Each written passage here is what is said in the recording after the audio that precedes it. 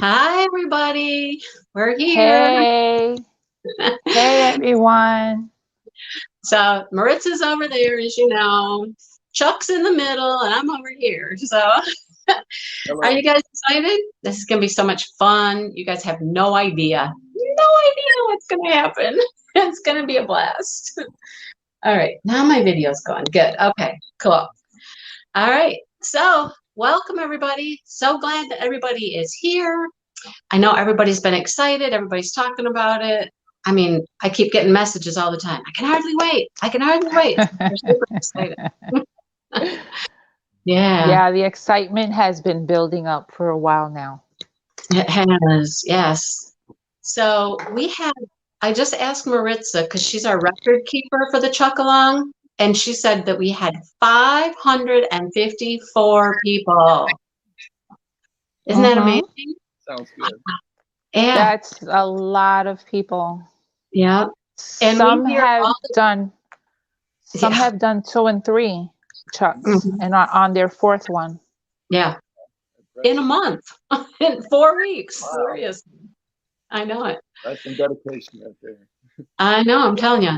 And a lot of people are like, they never knew that they liked Chuck Pinson paintings until we did the Chuck Along. And then they're like, ah, I love Uh, Chuck Pinson paintings now. yeah, we call ourselves the Chucksters. All right. Yeah.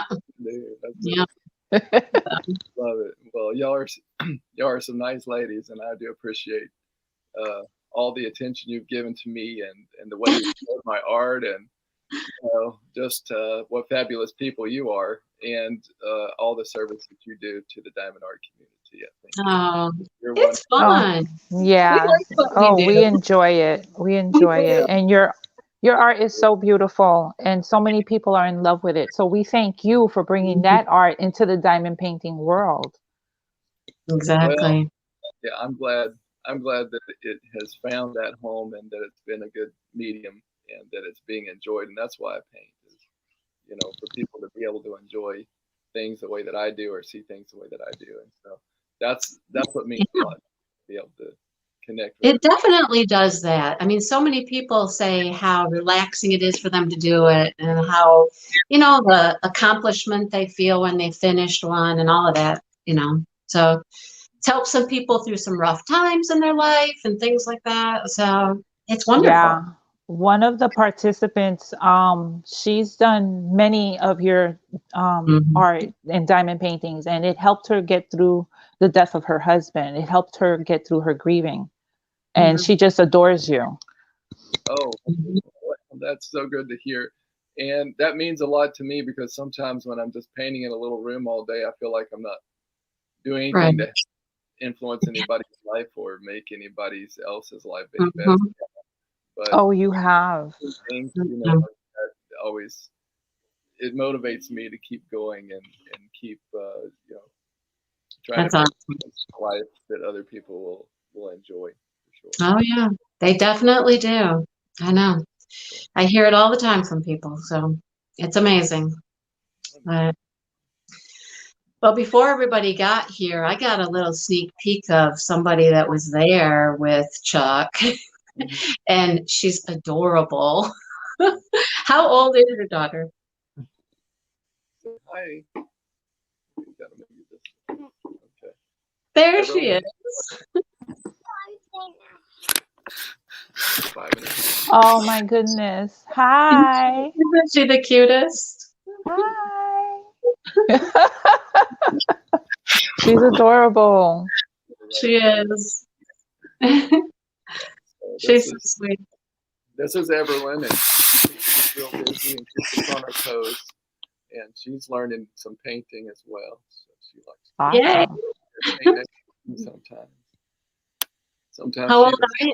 How old are you, honey? How old are you? does.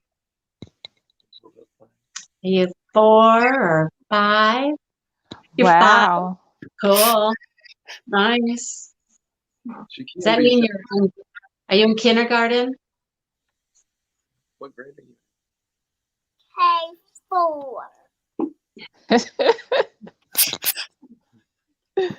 Nice.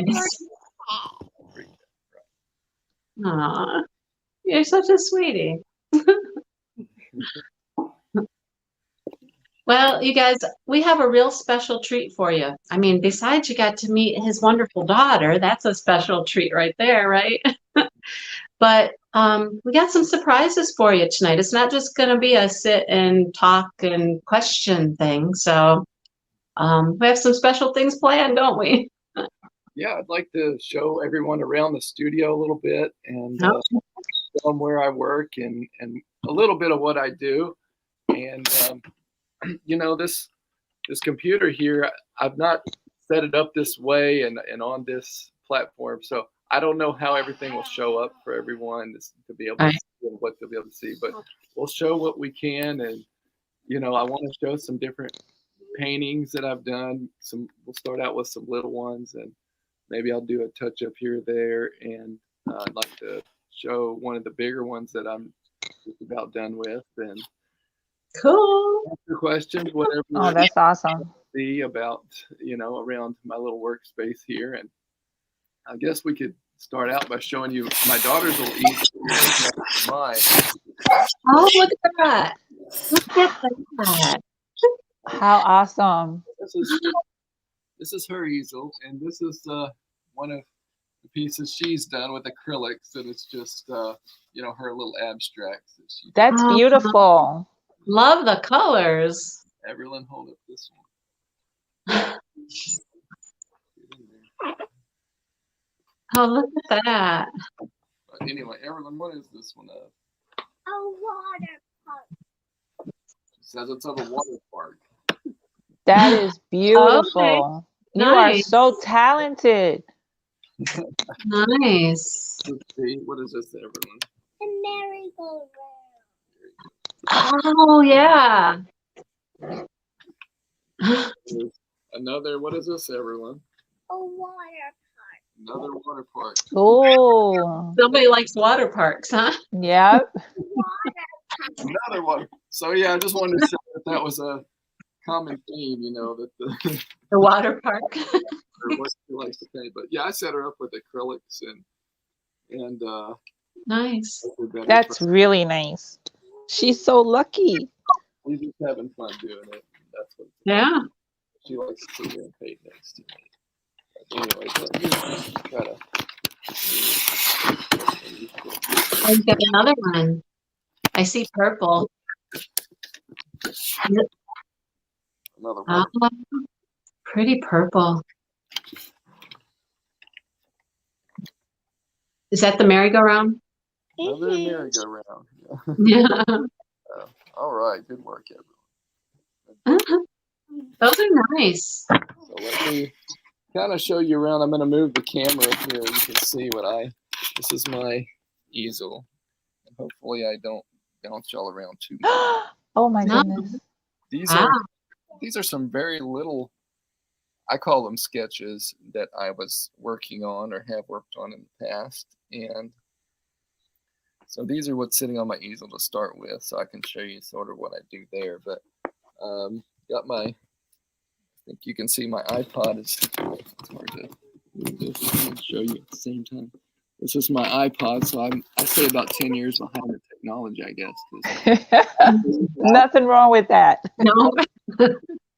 Yeah, probably several hundred hours that I just listen to whatever, you know, all kinds of music on there. Isn't that common with artists? I think the couple artists I've talked to all talk about that music. You can always listen to music and stuff while you're working. And Yes, it's really relaxing, and you know, sometimes it sets the mood for the painting. I think personally, you never know what it's gonna do, but yeah, I definitely enjoy all kinds of music. And this is my this is kind of my setup here a little bit, and I don't know if this is my wife's computer. Okay. Anyways, so this is my palette over here, and what this is I don't use all the, you know, traditional in terms of palettes. I actually converted this as an old food tray that I cut the end of it off there where my brushes can go back there, and it's bigger and it gives me more workspace maybe than smaller artist palette would. I mixed up some paints already that work. Colors you want to use? Yeah, some colors I might use here in a little bit. And so, yeah, this is where I work. And then from the camera, this is. And what is that? What is that thing called? That little spatula-looking thing? That's a palette knife. So I use palette knife.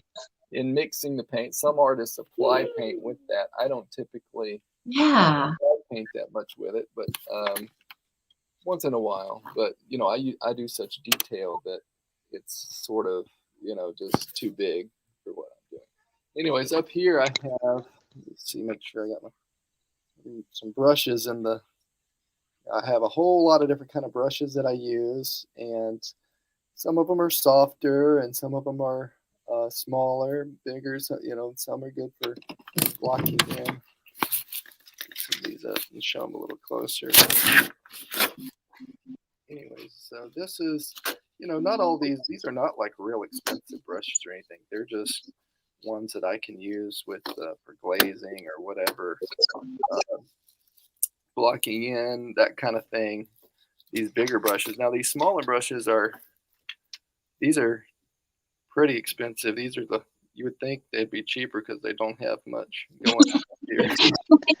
Less material should cost less, right? Little tiny hairs, but they're natural hairs. I don't know, they get them off some rare animal or something because they charge a fortune for them.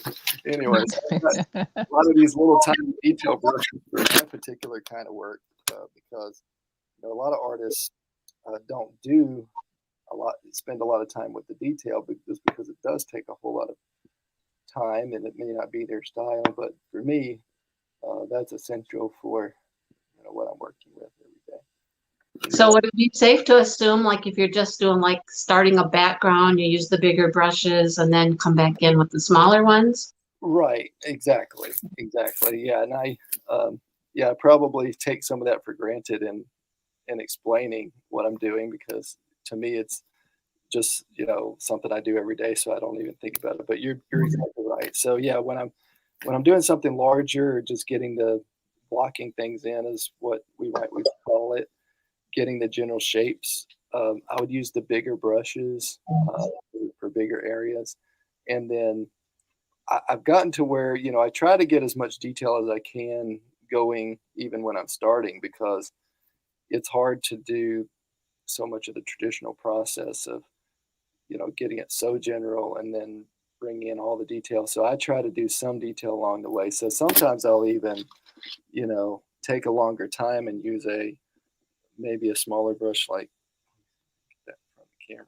Okay, this one is a little, you can see it compared to my finger here. Mm-hmm. It's not huge. And let's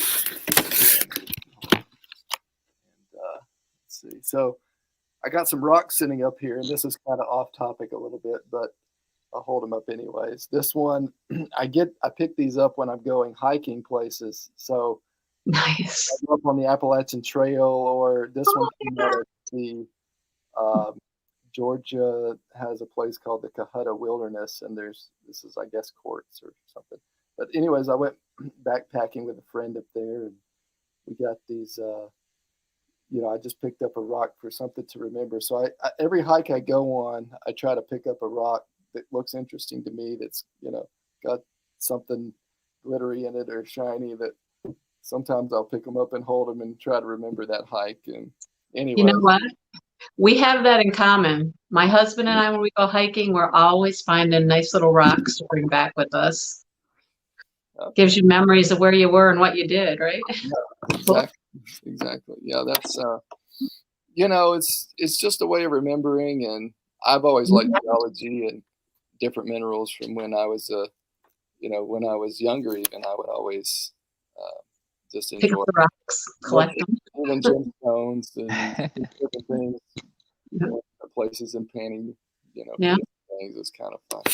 Anyways, I pick up those, and over here I have, this is my mediums that I use all kinds of different things, and I try to experiment, I guess you could say, with different kinds of things. And I have a shelf of all kinds of junk.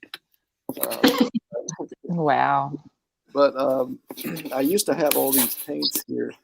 It's hard for me to line this up because I have this big computer and moving it around in that little box is not always easy. So the paint comes in those little tubes and then you do stuff to it, right? Yeah, so this is oil paint here, and I used to get these all in one box, all these different colors you can see here in different boxes. And my wife is so organized that she found these for me and said, and so I finally got, all my reds together up here and, all my greens together over here.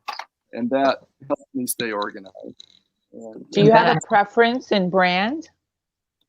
Do you have like your favorite? Yeah, that's a great question. I use several different kinds of brands, but I haven't found one that's necessarily perfect. The most expensive, highest end stuff is really nice, but they just charge a fortune for some of the colors that you can get so much more, inexpensively in the other brands. So I found that I really like Winsor & Newton. Actually, I use a lot of their colors, but Nice, I like them. See if I have it's not in a big tube here. This brand called Williamsburg is a little bit of a lesser known brand, but they make really nice paints as well. But I've got different ones. I don't know how to say this. This is probably a French name, but Sennelier or something. I'll try. Oh, yeah. Yeah.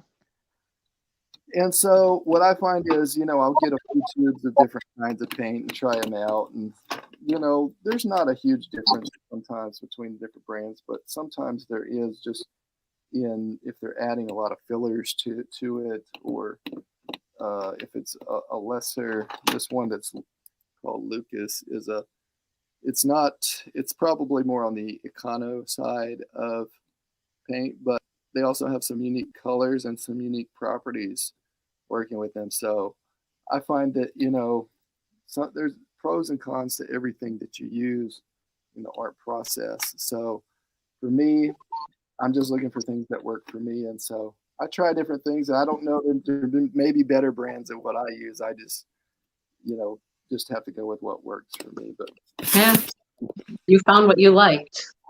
And then down here I have some acrylics and stuff. I used to use those a lot more than I do now. I used to do more of the base in acrylic, but now I can stick more with the oils, and I use them for some things, like I said, but not as much. Okay. Well, it looks pretty organized to me. Looks more organized than my mess. Well, it's been a work in progress on the organization. I started out, things grow, you see more types of paint, more types of medium, more types of supplies that you want to get. And yeah. Suddenly the one shelf isn't enough anymore. The one box isn't enough anymore. And I'm sure that's the way it is with diamond painting. Yeah. Mm-hmm. With all the things that you all do that. Yeah, we just get more and more stuff. Now you got to figure out where you're going to put all the stuff. Exactly. So, Yeah. That's probably a problem in our Western world is, we like to accumulate things. Probably no different in our crafting and art world. Yes, Joe, I know I need a craft room. I know. Right. Yeah. Definitely use a bigger studio and, more space. And yeah. I think probably most everyone would say that for their, for the hobbies that they have. So do you have is it a separate room in your house? Do you have Right. Yeah, I found that it's easier for me to we just cordoned off one room for me for the studio, and then I have a different office space that I use. So, it's a good big space. We used to have 2 living areas, and now we have 1. So my wife is in that because when we got this house years ago, let's see, probably I want to say 2005 even, and we we didn't at the time, you know, I actually hadn't even gone into being a professional artist. I was an artist, and I knew I wanted a studio, and we thought we'd just make one room a studio room for me because I was so into art. But then as it became a business and it became, you know, a career for me over the years, my wife was generous and allowed me to take over one of the larger living areas that I could, you know, make that just kind of transform it into a studio. And So you like have a family room and a living room or something, and you got one of those? exactly. Well, yeah, and it's just it's not a living room anymore. The formal living room became the formal studio.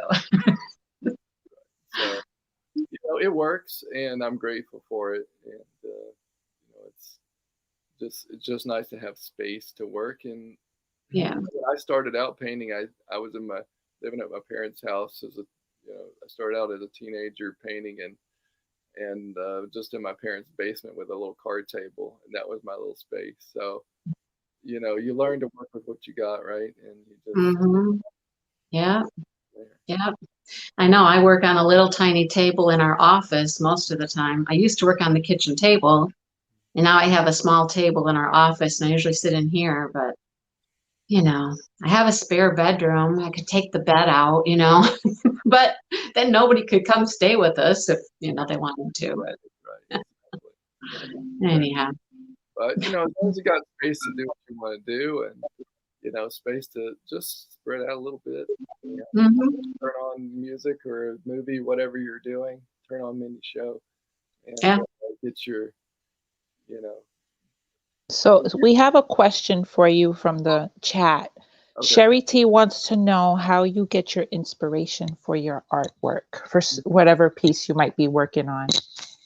That's a great question. That's a great question. So for me, I really love beauty and the beauty of the physical world that we see. So you look at the mountains, the trees, you look at butterflies' wings, or even any bird's wings. You look at the sunsets, the way the light hits the clouds. I just see beauty in a lot of places, and I'm sure you all do too. And for me, I think God gives us a way to see everything. Everybody sees things maybe a little differently, or you know, we internalize it differently, at least. And so for me, I sometimes I kind of see what's there, but I try to see what is beyond there, beyond the physical reality, beyond the physical beauty. And so I have a sort of my own vision for what it could be. And so, you know, sometimes I'll see a sunset or a sky and I think that's beautiful. I want to paint something like that, but it turns out differently. And I use it in a different scene than the sunset than I saw, or, you know, I imagine a sunset even that I haven't seen, but um, Oh, your sunsets are gorgeous. Oh, all the skies that you do are gorgeous. Everybody loves the skies. Yeah. yeah, I love beautiful skies, and so I put a lot of work into those. And like I said, not everything is something I've seen. Sometimes I get a mental picture and I get a sort of a vision of what I want to paint, and um,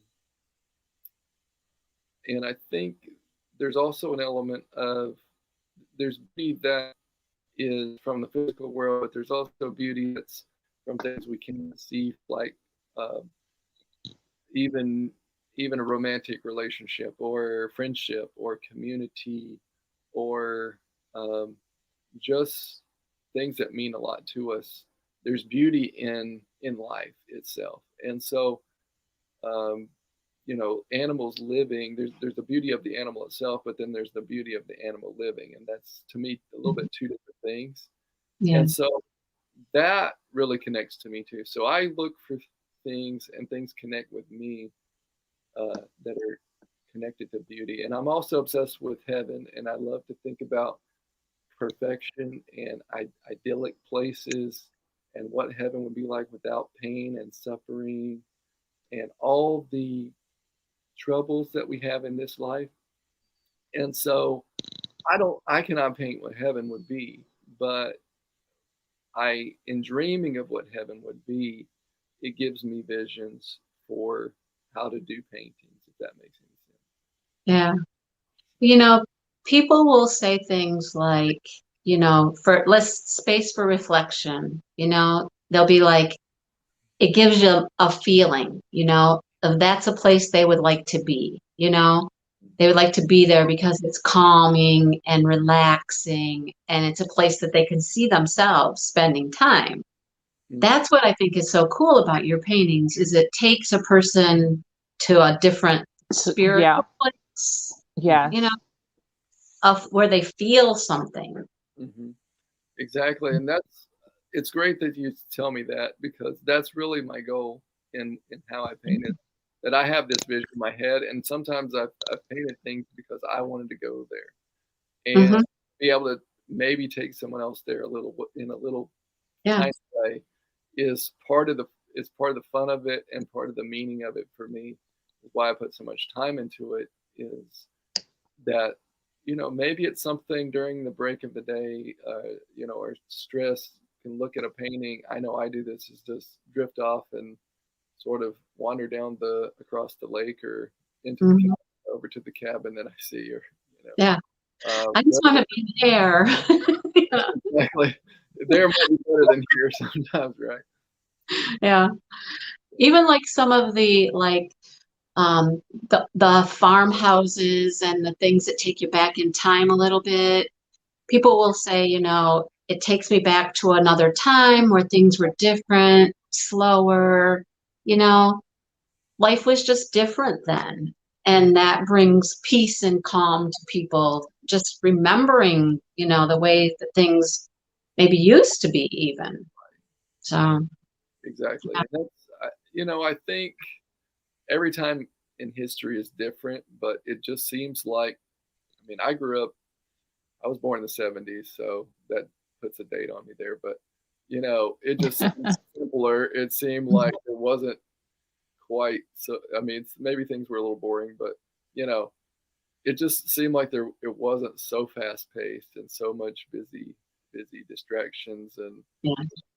almost be, you know, torn in so many different directions, and the way things feel like they used to be so much simpler. And just Yeah. even listening to older people talk, I've listened to some different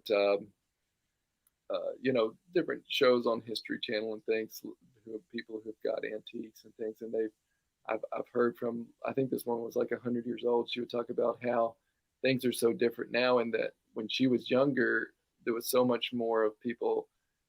You just talk to people on their front porch, and you spent, you know, hours, like, um, you know, if you're going to the market or whatever, you might spend hours talking to people while you're along your way, or, you know, when you Yeah. got nothing to do, you're just everybody's hanging out in the front yard, or you know, maybe at church or whatever, the potlucks, and you know, all the things of life that you don't have, that you didn't have the TVs, and maybe I mean, maybe they had a radio, I guess, or I don't want to, I don't know exactly what all they did spend their time doing, but you know, had all this. It seemed like, oh, we had all this community connection, and nowadays it just seems Yeah. like it's been lost. But even you're using technology to bring it back through your show, and that's kind of neat. But you know, I like to paint those old farmhouses, and I like to Uh-huh. paint the history, because it brings you back.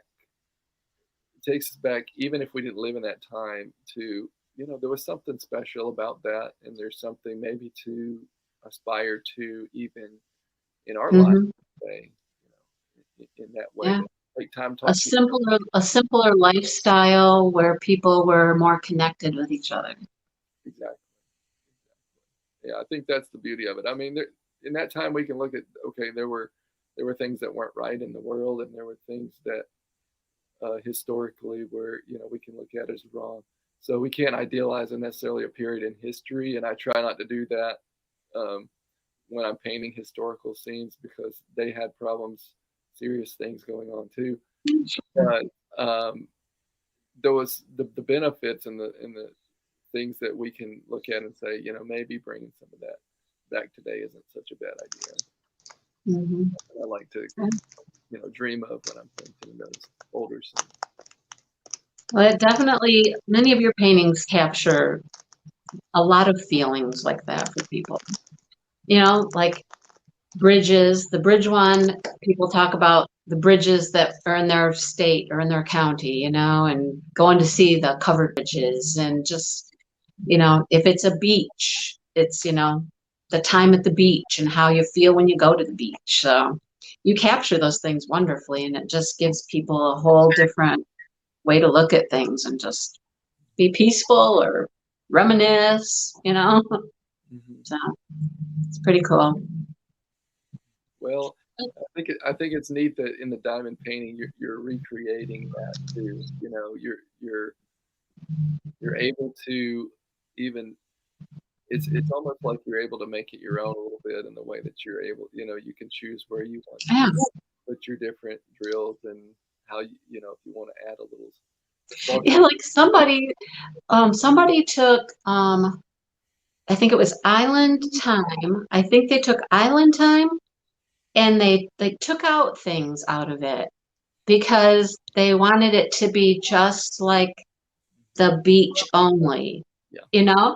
And so she kind of changed it to make it what she wanted it to feel like more, you know what I mean? I don't know.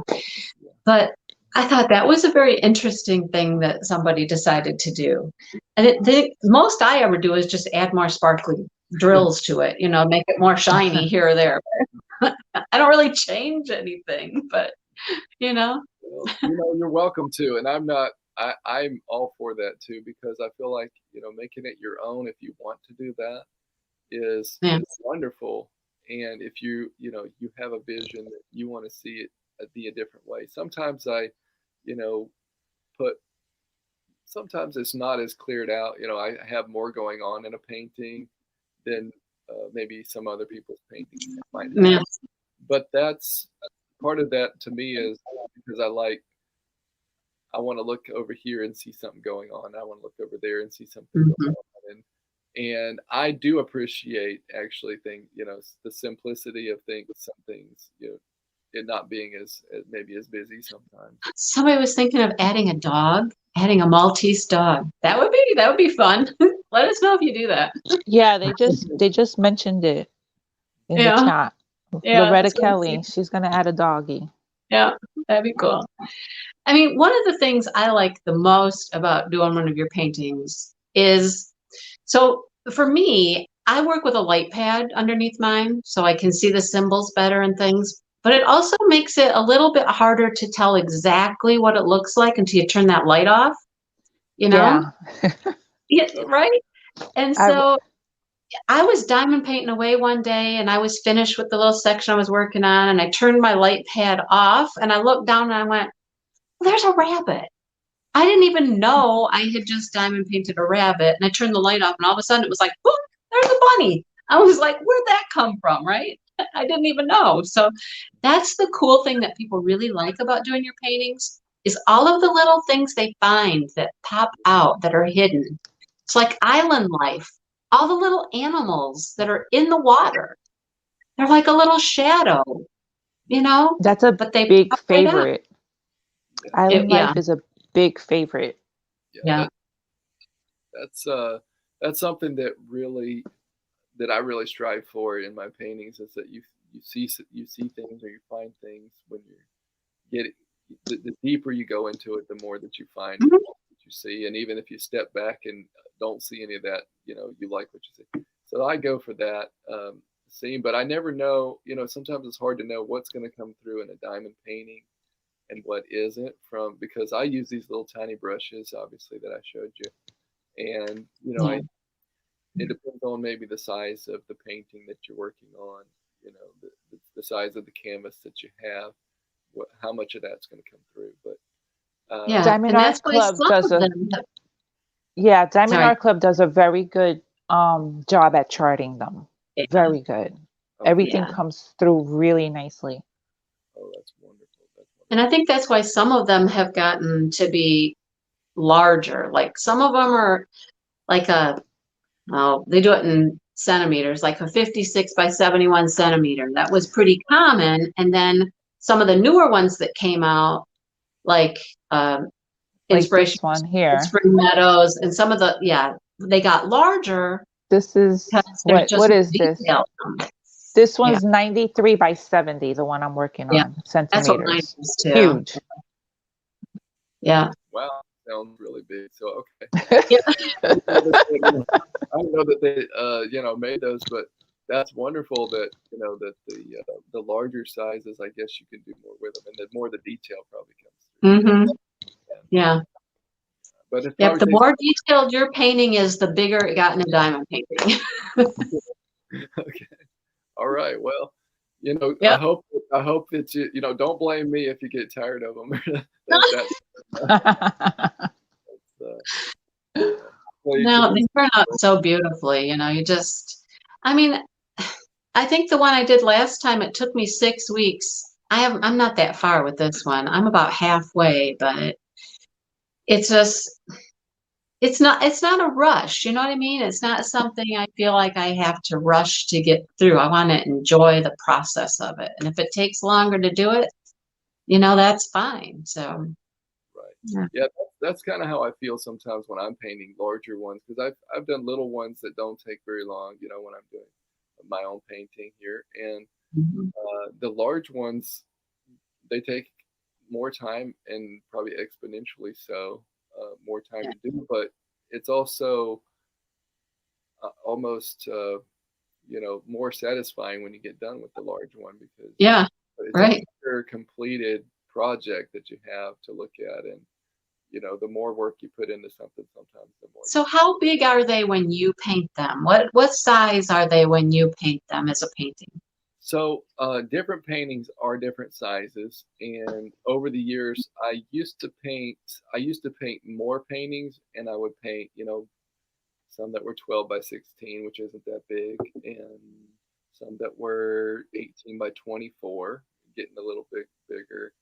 And then I moved into, when I really wanted to get into the details and really painting a lot of animals and just a lot more things going on, I moved actually way up to a 30 by 40 size, which for my kind of painting, I think this one behind me that you can see up there is this is actually a 30 by 40, and it's way back here in the background. But so yeah, so this back here is a 30 by 40, and the proportions are coming through just because it's so far back in the background. But I moved up to that size to be able to get all the detail that I wanted to be able to put. But now most of my paintings are more going to 24, like 24 by 30, 24 by 32 is kind of that medium happy, you know, your happy spot. yeah, the place where I can get the detail that I want to do, and also it doesn't take me a year to do one. Right. Kind of that. So Marissa, what's the inches? What's the inches on these? It's like the one I have is 36 inches by 27 inches. Yeah, and that's like one of the bigger ones that they're making now. Yeah, so it depends on which painting it was. They may be blowing it up a little bit. They may be reducing the size a little bit. But for diamond painting, I think any size I painted it, because I do so much detail work, they seem to come through pretty well for whatever size they want. And I try to think about that when I'm doing a painting. Is, you know, I've had people blow these up for canvases for, you know, they'll do like a 40 by 60 for a wall. Well, I can paint the painting 40 by 60, but they blow it up that big for a canvas, or so that's not diamond painting. Obviously, it's just, you know, a painting on a canvas that they're, you know, having a reproduction done. So I've seen them where they can be blown up larger, and you don't lose anything. You don't lose much if you do that. I mean, maybe if you put it, you know, if you made it 4 times bigger or something, then you'd start to lose. It'd start to get grainy maybe. But I try to keep it where you're going to get that quality, whatever the size is that you make it. And I just wondered how they compared your size to what they produced these in the diamond painting, how they compared. So Right. Yeah, that's a good question. And again, it's just I painted them. A lot of what they have, I've just painted all kinds of different sizes. So it really just depends on the image. yeah, cool. Yeah, the one behind him is a diamond painting. It's with Dreamer Designs. Yeah, you might be right. They have that one for now, and Yeah. eventually Diamond Art Club will also have that. But They're gonna go over to them. yeah, I think so. This just the way that it works, sometimes with the way that the deals work and the way the companies work, it's not always. I guess it's just something that has to be navigated to keep everybody happy, and All those contracts get kind of confusing and complicated. right. And I want to make it available to people.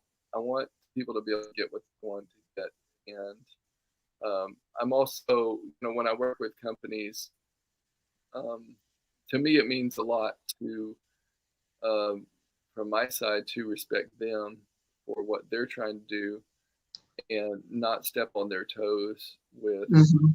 If I go over here with this one and that one and this one, then people feel like one company is, the companies are trying to reach the same audience, I guess you could say, in some ways. Yeah. So it can create some competition that, I don't want that in terms of, people feeling like they're torn between their loyalties and that kind of thing. So that makes it hard because people are great to work with. Diamond Art Club is wonderful to work with. Dreamers Designs is a great. Yeah, because there's some artists that, some artists are with multiple companies, and this company has these, and this company has those, and that. And then, of course, there's other artists that are more just, I'm with this company here, and that's, my lane, and that's where I'm going to stay. So. Right, exactly. And different people do it different ways, and I have a few other different kind of products out there. Would love to see some coloring books. Coloring book. That's a good idea. I haven't thought about that. Oh yeah, that's big. Okay. Somebody asked me today if you had any calendars, and I said, I don't know if you have calendars. Well, I used to do calendars, and I did them for years, and I had a contract with Mead. I guess some of you maybe heard of Mead before. I guess they're still around, but I think they closed their calendar side of their business at some point.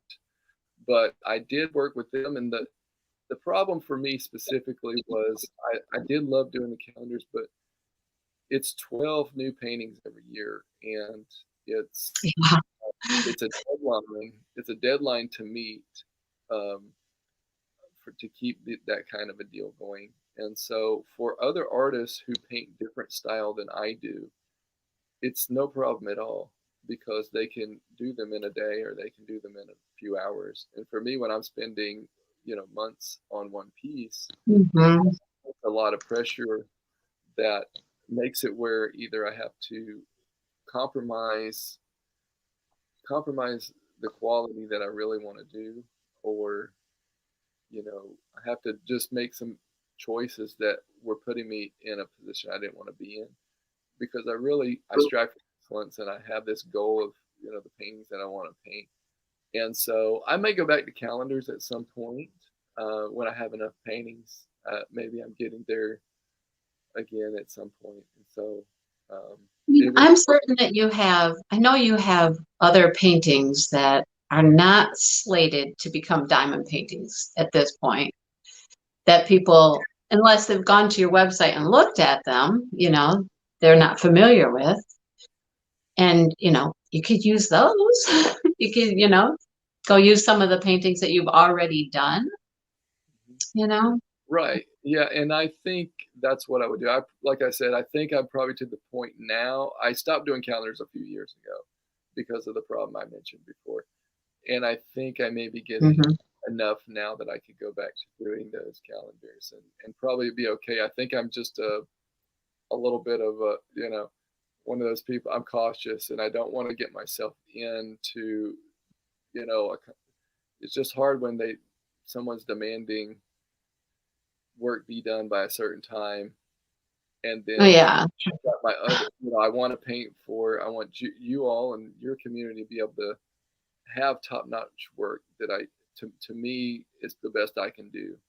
I don't want to compromise in what I'm doing that makes me feel like I'm just rushing something out. Oh, if you have not been to his website, you have to go look at the website.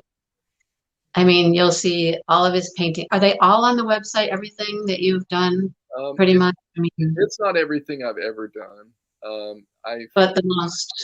It has most of my the last several years, most of my professional work. Yeah. There's a few. There's a link. Devin put a link to it there, so you can go look. There's a few things that are not on there right now. Maybe I'd put them back up at some time. I think some of it was trying to make things not be too much to navigate through. You know, I want people to be able to not feel overwhelmed, you know, with too many to look at. But maybe I'll put up some. We're looking forward to. Sorry, we're looking forward to Diamond Art Club coming out with some new ones. Mm-hmm. They haven't had a new one now since Black Friday, so it's been a while. We're looking forward it's to been when a they while get. for sure. Okay. Well, I don't tell me their schedule, what they want to do, and when. I know. So I don't know the schedule, but I can tell you this: they do have several that are in the, I guess you could say, the pipeline or their manufacturing timeline that they are going to release when they're ready to do that, and that's just in their, you know, in their schedule and their timeline and what they want to do with it. So yeah, I do think things will come out, and they will come out in time, and you can pressure them in whatever way you want.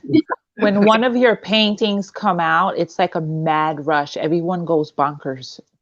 And it sells out in it can sell out in minutes. Yeah. Well, everybody's right there. Well, you know, that reminds me when I was trying to get one, because I was, you know, getting one for a friend. I wanted to buy one for them, and I went on their website and I tried to order it, and I was just about to click order, and it just was like sold. It was gone. And I had That's to cart snatching. How could I get one? Well, you gotta wait some more time. Well, if I would have known, I would have told you to hold one back for me. But that's right. Inspiration of Spring Meadows was like that. It was the one on Black Friday that it was like gone in moments, just moments. And so they did it where, I don't know, they had 2 times you could get it or whatever, and I missed the first one, and I was about to have a fit. I was like, it was the one painting I wanted, I needed, and I didn't get it, and I was like, and then it came back again like later or something, and so I was able to get it. Oh, Gwenda, that's the one I'm waiting for. That's the one. Brookside Retreat. That's the one I'm waiting Retreat. Yeah. Well, I can tell you, Mindy, that they do have that one in the pipeline somewhere. You know, I do not know when they're planning to release it, but it's somewhere in there, and you know, when in due time, I guess, you know, I don't know how they make those decisions, and that's not my call to make. So I let them make the choices that they feel best for what they're trying to do, and giving you know, everybody maybe whatever. At some point, somebody leaked a picture. It's a whole picture thing of like 26 of them that they have that they're going to produce. And I have a copy of the picture, and I just keep looking. I'm like, done, done, done. You know, and I'm like, oh, there's still this one to go, this one, and this one. So out of that 26 that was on that picture, I think there's still 12 that, you know, what is it? Honey Drip Farm. Oh my gosh. People love that one. People want that one. I know that one's on the list. So there's still some real beautiful stuff to come. So and we wait patiently. Right. Well, I'm sorry. I am sorry that you all are waiting for the, whatever ones you're waiting for. I do, I am sorry that happened. But No, it's worth it, yeah, and I'm painting new ones that, the days I spend now painting new ones, it's hopefully for the future for, something new, something different that people will also enjoy down the road. So you can keep your collection going and Great. have Awesome. something to look forward to down the road too.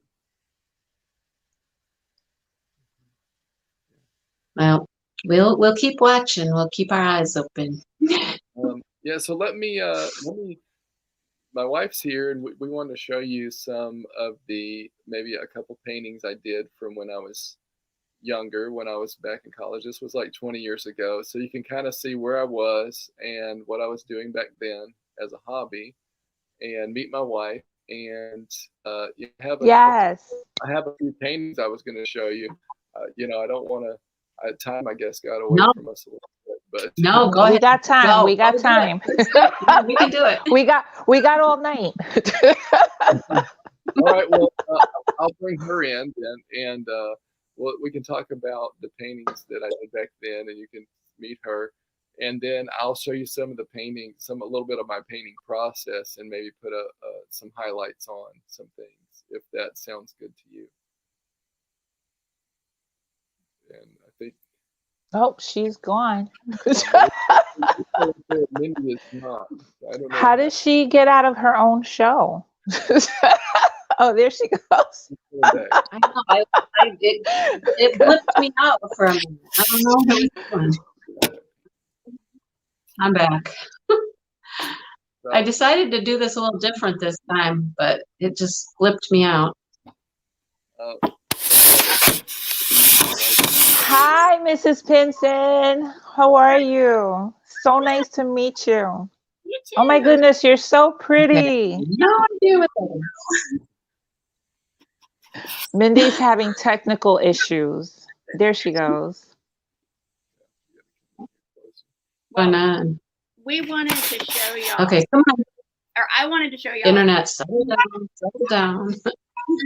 Hi. How are you, Mindy? Good. How are you? Good. I've chatted with you before. Now we meet. Yeah, it's great to meet you, and all of the rest of you guys too.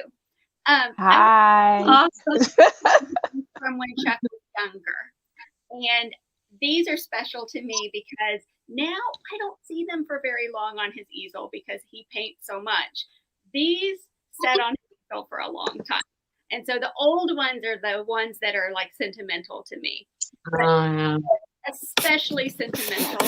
We had to make an agreement that I would put this in a part of our house that he didn't notice because it was way back. So this is the first painting that he painted for me. And it's hard to get it in here. So Turn it the other way. that good? I'll have to paint it, I think. Yeah. So y'all can see this one Chuck painted when we were in college. So he was probably, what, 21? Oh, that's beautiful. So. But you can tell that the details are a lot less finished than they are now. Back in the day, he painted with acrylic. And so it was a lot harder to get the smooth edges that he can now get. Also, he's just improved a lot in terms of his skills. Like you will look at the sky. You look at the sky. You compare the sky back then to the skies that he can get now.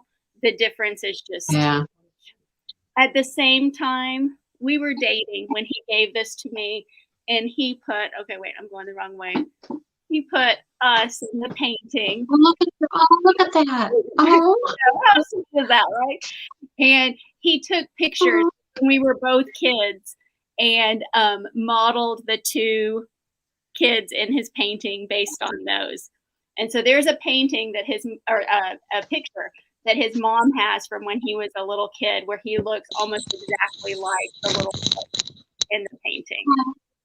So this one still hangs in our house. I'm not That's sure if nice. he's so happy about that, but I love it. Aw. I would too. Yeah. But the trees, though, the trees were still good. You got this thing for trees. You do trees amazing. Well, and you'll notice that even though it's definitely not as polished as what he does now, the details, like you still see the details like in the water. Yes. Even Oh then, my goodness. his details were pretty good. Those trees. Oh my God. The colors in those trees. Yeah. I think that the Mm-hmm. composition And even the water. is one of his strongest suits is kind of the picture he puts together, not just how he finishes. Didn't realize it was going to be so Oh. Yeah, so that's the kind of painting I did as a hobby, 20 years ago in college, and you could see in there that I was sort of always a little obsessive with the detail, I guess. And, yeah, so there's things I like about those, but sometimes it's hard for me to look at them because there's things I want to change, and I like it now, so but. So you want to look back at it and go, I needed to do this and this and this, and you want to critique it, right? Yeah, I see things. Yeah. I see my own work critically, and I think in a way that's helped me because to see things a little critically because I could do that better, or try to push yourself to do things better is a good trait in some ways, but in that way it's probably not a good trait because you come back and want to do things better later. Here's another one. This is the second one that I wanted to show you guys. So this one is called Sanctuary. Let me see if I can get this. And he painted originally. Okay. Oh my goodness. Oh my goodness. Gorgeous. And this one, again, he originally painted with acrylics. So if you look at the details, though, this was my 2 years goodness. later from that first one I showed you. And the detail. We need that. Yeah. And so this one is special to me for 2 reasons. First of all, I designed it. Oh, and wow. Second of all, it's the only one that, let me see if I can get it in there, that my name is on. Oh, that's so awesome. It's when we were dating. So the VR made name was with Van Reenen. So it's the VR for that. That is sweet. Yeah. So this one, again, it's sentimental. Like he was saying, he always sees where he could improve. This painting was the first one that I looked at and thought, yeah, you can be a professional artist. So like the other one, I thought, okay, this is a great hobby for you. When I saw this one was the first time I thought, okay, yes, you can be a professional artist. And when I look at it now, I think, okay, maybe that one you couldn't have been a professional artist with, but it was the first time I knew he could do that. And this one is actually interesting. I'm not sure why he did this, but this one is one of the few paintings that he repainted later because I think it bothered him because he knew he could do better. And so I want to show you the second version of Sanctuary that doesn't have my name on it. But that's okay. So this is Sanctuary number 2. Now this one is with oil. Oh my goodness. Being with acrylic. And you can see.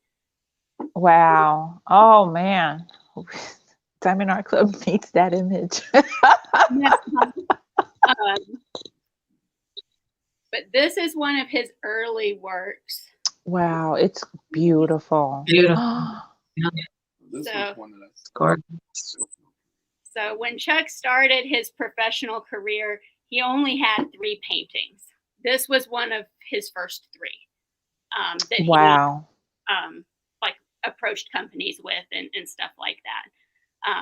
And so this one is, again, like I said, just sentimental to me because he spent so much time on different elements of it. And you can tell, like the waterfall, how much he was able to improve. Yes. Moving man. And just, I mean, I look at his paintings and I think, how could he ever get any better? Like, this is perfect. And he looks at it, Exactly. Yes. oh, I could improve whatever. And honestly, he's usually right. Like later I see, oh, okay, yeah, that you did improve that. But I can't always see that. Yeah. Probably because I'm not an artist, but you know. Yeah.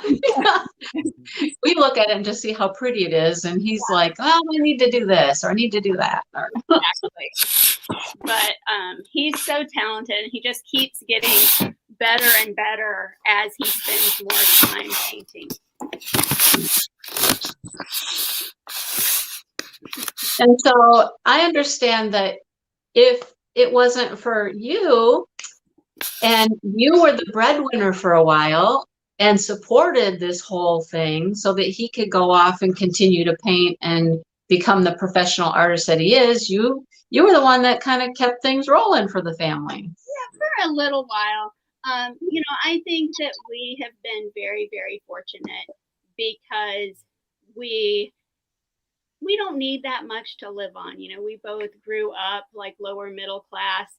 And so we were very blessed that when he started his business, we were able to live on my salary for a little while until he was able to get things established. And, you know, a lot of artists don't have that. And that's really hard. You're needing to do shows to, you know, make some money while you're trying to improve your craft as well. And so that's a blessing that we definitely had as he started out. And so I'm really grateful that we were able to do that. And I really did not want to necessarily do the art shows route. I didn't feel like it was a lifestyle that I wanted for us to be working during the week and then going to art shows on the weekend. And so I'm grateful that that wasn't a direction that we ended up needing to go, because, you know, we would have if we needed to. So I'm really grateful it didn't end up going that direction. Yeah, that seems like just a lot of work. I mean, you paint all week and then you got to pack all this stuff up and take it somewhere and try to sell it. And yeah. And, you know, at the time we didn't have a child.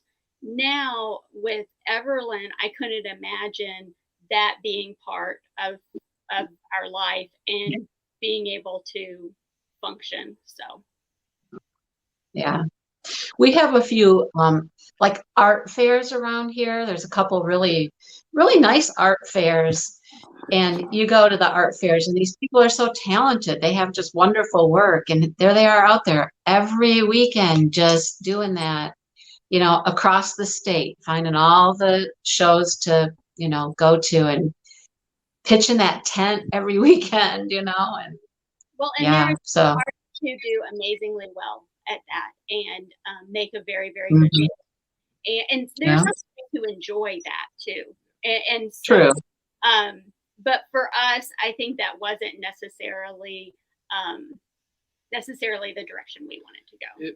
It didn't fit. It doesn't fit our personalities that well.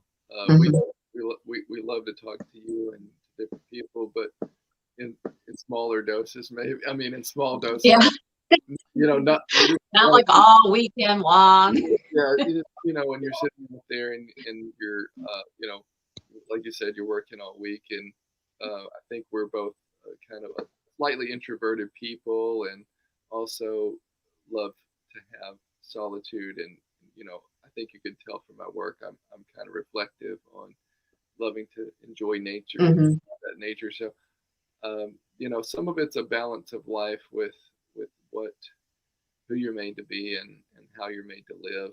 So it's making those choices, and I'm just very blessed that it's worked out that you know, people can enjoy my work in this kind of format and be something where it makes a good work-life balance. Yeah. So, who bought the first art? Who was your first customer? Customer, huh? Good question. First customer in terms of licensing or in terms of Well, like first thing you sold to somebody, just who'd you sell it to? I think, let's see, I started professionally in about 2007, so it's been around 14 years ago. well, but And- that wasn't the first thing. So the very first thing, the very first thing he did was a mural Oh yeah, I did. Yeah, in you're right. a little tiny museum in West Texas. What was the name of that town? Colorado City? No, Yeah, Colorado City, Texas. Yes. And he did a mural. What all was that mural? It was a mural, and I don't have. I probably have some photos somewhere, but I don't have them with me now. But it was a mural that went on a, probably a 20-foot long wall, and it was about the Indians that lived there, the Native Americans who lived there, years ago and centuries ago, and their lifestyle and their teepees and their horses and whatever else, Some buffaloes and things. So yeah, it was. They just wanted a mural that the school children could come to, and they came to the museum, and people came to the museum. So in college, yes, someone they had commissioned me to do this mural, just based on some of the things that you all had seen, showing them those kind of paintings, and someone had seen my work, and they asked me to do it. So they had hired me. So that was actually my first like professional, thing that I did with it. Paid gig. I also did a painting of the university where we went, and I painted the university there. Maybe I should have pulled that one out to show, but I did that, and they sold in the bookstore and different places. So I would say that was probably the first time I sold work, but there was a span in there for several years that I didn't really sell work because that I didn't necessarily know if that was something, just trying to make a living as an artist, can be brutal, and it may not be a lifestyle for even if you love to do art. It may not be something. I always feel like maybe it's not something to make a living doing. It's just something to enjoy doing.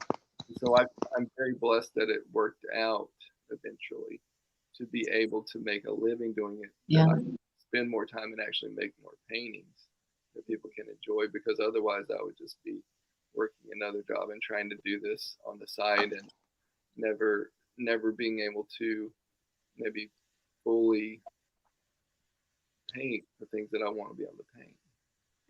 So when you were professional, did you get an agent right off the bat to help you sell your paintings, or did you start on your own at first? How'd that work? Originally I started without an agent, and then there was a brief time in there that I worked with an agent for a while, maybe a few months, and I realized pretty quickly on that for me, just my personality, that I think I would rather represent myself, and I would rather do that side of the business for myself, which is a different decision than a lot of artists want to or would make, just because of their personality is different. And I totally respect that. But for me, it was something that I wanted to do, and I sort of enjoyed that it's a little bit of a different side of things. So it's not painting every day, working on the business side of things. Some days is kind of a break from the painting, and then I come back to the painting fresher and that kind of thing. So also agents' fees they just take a whole ton of whatever, you're working for them more than you're working for. Yeah. Some of it is really dependent on the kind of art that you do, because Chuck's art, he does so many details that he doesn't paint as many paintings in a year as a lot of artists do. And so a lot of artists who have a larger portfolio, the agent makes more sense for them in terms of their style and that kind of thing. Well, and it also makes more sense for people who are doing a lot more of the shows we were talking about, because it's not so tied to one thing. Whereas for me, it's kind of, I have a very narrow focus in the way that direction I go. So I try to keep it where I try to set it up where I can do the kind of quality that I want to do, focus on the painting that I want to do, and still at the end of the day not feel like I barely can spread to where I've got to go out and try to work on the weekends again or do the shows to make that a reality. And so that's been my goal, and I think being my own representative has been important for that. Do you have the originals, or have you sold originals? Some of both, right? So, some of both. So yeah. So Okay. I do sell the originals, but I haven't sold all of them. I keep some of them back, and then some of them are the larger ones. I have to put at maybe a higher price point, that it narrows the number of people who can afford to pay for something that's maybe at that higher price point. So there are I have several collectors I've had people collecting from Europe and all different states of the country and Canada and wherever, but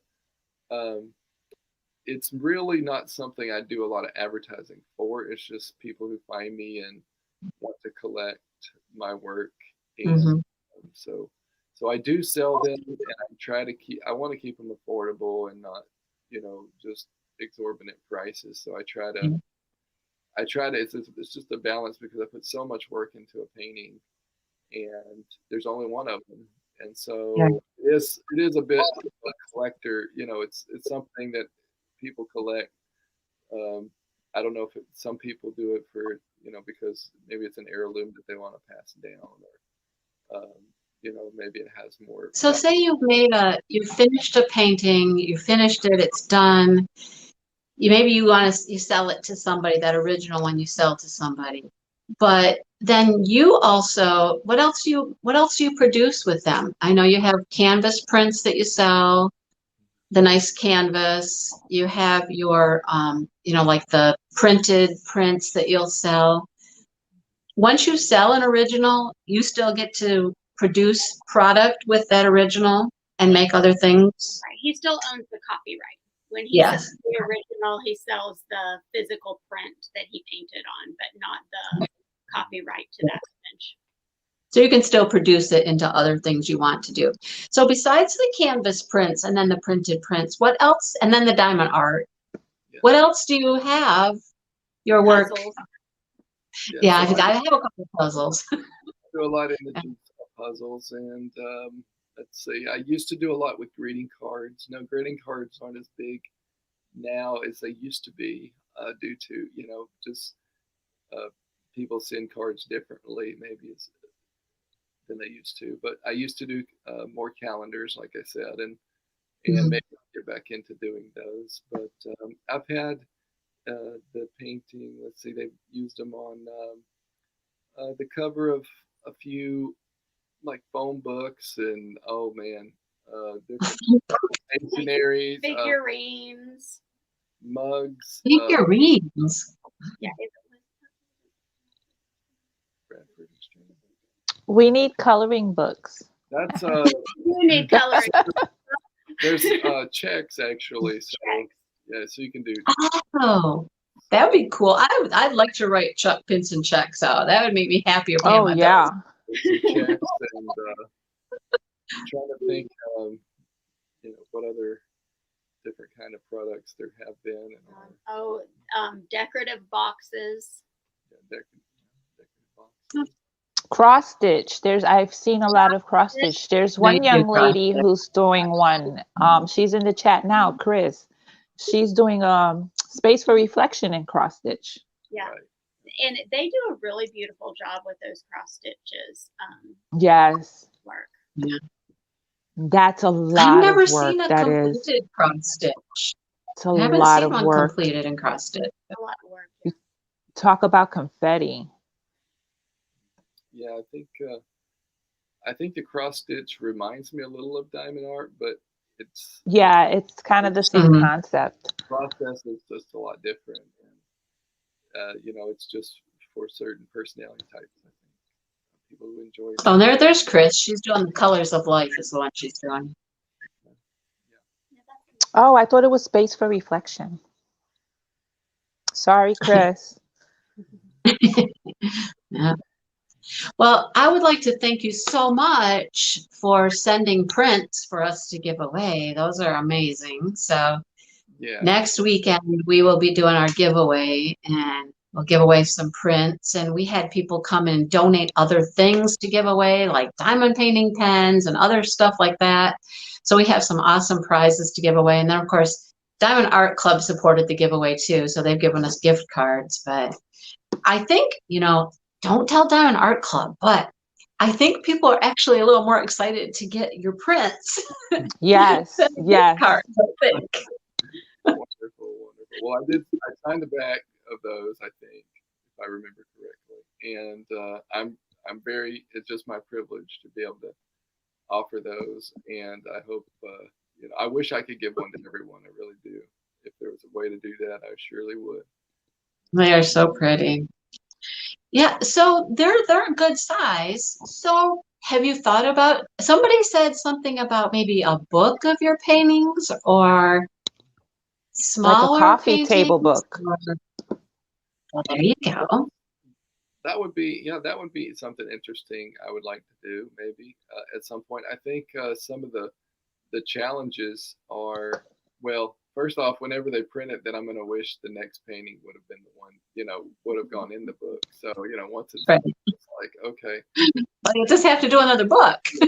But the other thing is just, and maybe this is just part of looking into it and researching it more, is keeping the cost that makes it really good prints that people, it captures the colors, and it's something people enjoy and it's going to last for years, but also that doesn't make it so exorbitantly pricey for a book price that that someone doesn't want to spend that much money for a book. So maybe it will be in the works at some point. I would like to. Oh, if you look at the chat, there's plenty of people in there saying, yes, a coffee table book, please. They're going to spend the money. All right. I'll keep it in mind. Sure. What kind of music do you listen to? What kind of music? Okay, that's a good question, because I love all kinds of music. And yes, you had to come in here and tell me to turn it down the other day. I was blessed, and well, Alan Jackson, I think, is what I was playing at the time. But yeah, so I've got I said country. I like Kenny Chesney, Alan Jackson, George Strait. I've got some old country too in there. I've got Don Williams, and all the probably a couple of Kenny Rogers and Willie Nelson. Hank Williams. There you go.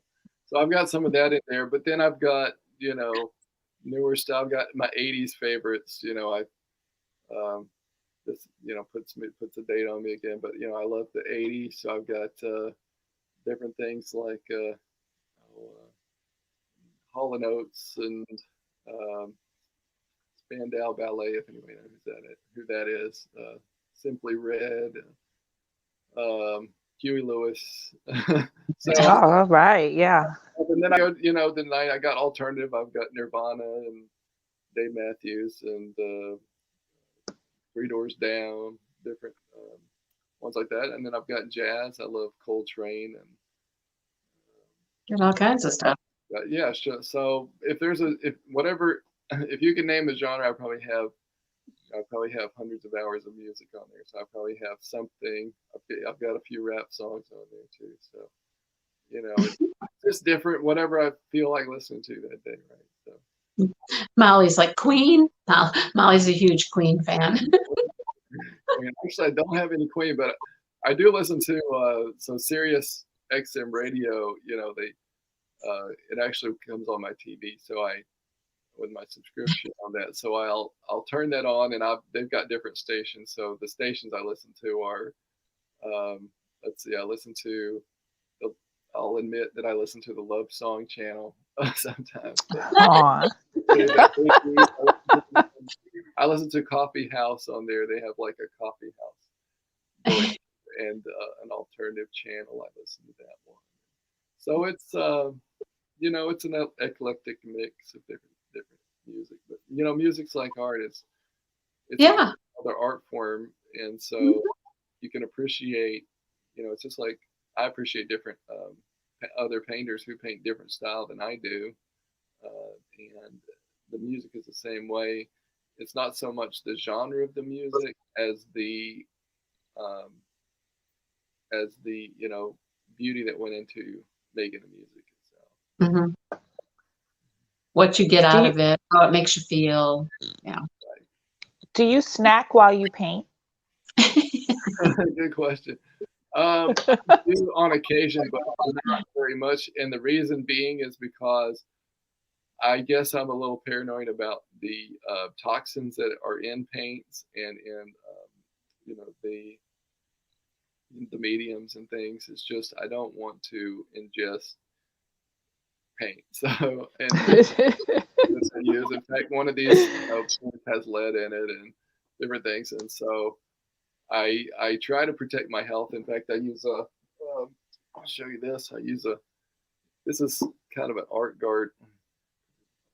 It's made by Winsor & Newton that you rub on your hands like lotion, and what it does, it creates a protective barrier. So if anyone out there, any of your viewers are into painting or ever tried painting, the acrylics are a lot safer, I think. But with oil paint, you're working and you're working with things that are proven actually to cause serious diseases, and so there's a health hazard with it. And so that for that reason, I don't eat as much when I'm painting. See, I never would have thought of that. I never knew that. I thought I wouldn't snack when I was painting because I get my snack in my painting, but yeah, I didn't even know that. So yeah, I could show you if we have time. You want it? I could show you a couple little paintings. Yeah. Yes, please. Absolutely. So I just didn't want us to run out of time and not show you something of what I do and how I do it. And the problem is going to be, and what I've just noticed, that the camera is so far back that you really can't see what I'm doing. So I'm going to hold some of these up. I'll just leave it there and I'll show them. But anyway, so sometimes when I start a painting, and these are more something that I used to do, you can tell by the size probably on my hand that this is just an 8x10 little size here. And I probably did a lot of detail compared to what many artists would do. But for me, I love that. This isn't the level of detail that I do on the large ones. But that's a lot of detail still. Well, you can see this is actually a similar one. It's not the same painting. It's a similar painting. And I did them differently. And I can show you, maybe I can show you if I hold them both up here. The little window to get this in is not easy to show. But you can see that the horses, the carriage, this one you can see the yellow. Wow. And then if I pull up this other one here, I've got the wagon. Right. The wagon you can see is different. The horses are actually in different places. Yeah. Some birds. This little wagon here is different than the other one, and the yellow tree on the side, and the skies are different. So the reason I'm showing you these, I put them side by side over here. Maybe I can make the camera that you can compare. This is probably better shown on a different side.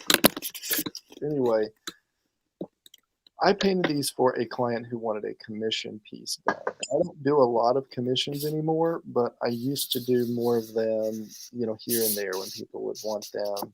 And I can't do as many now. In fact, I don't really do that many of them in the last few years because I just don't have the time to do them. And also, it's hard because I have my vision for something and someone else has their vision of something.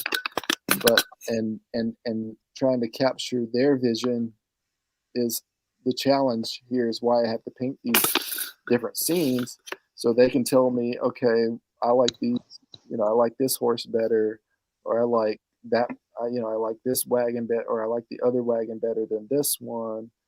I like the sky in that one versus the sky in this one. And so commissions, it's more of a,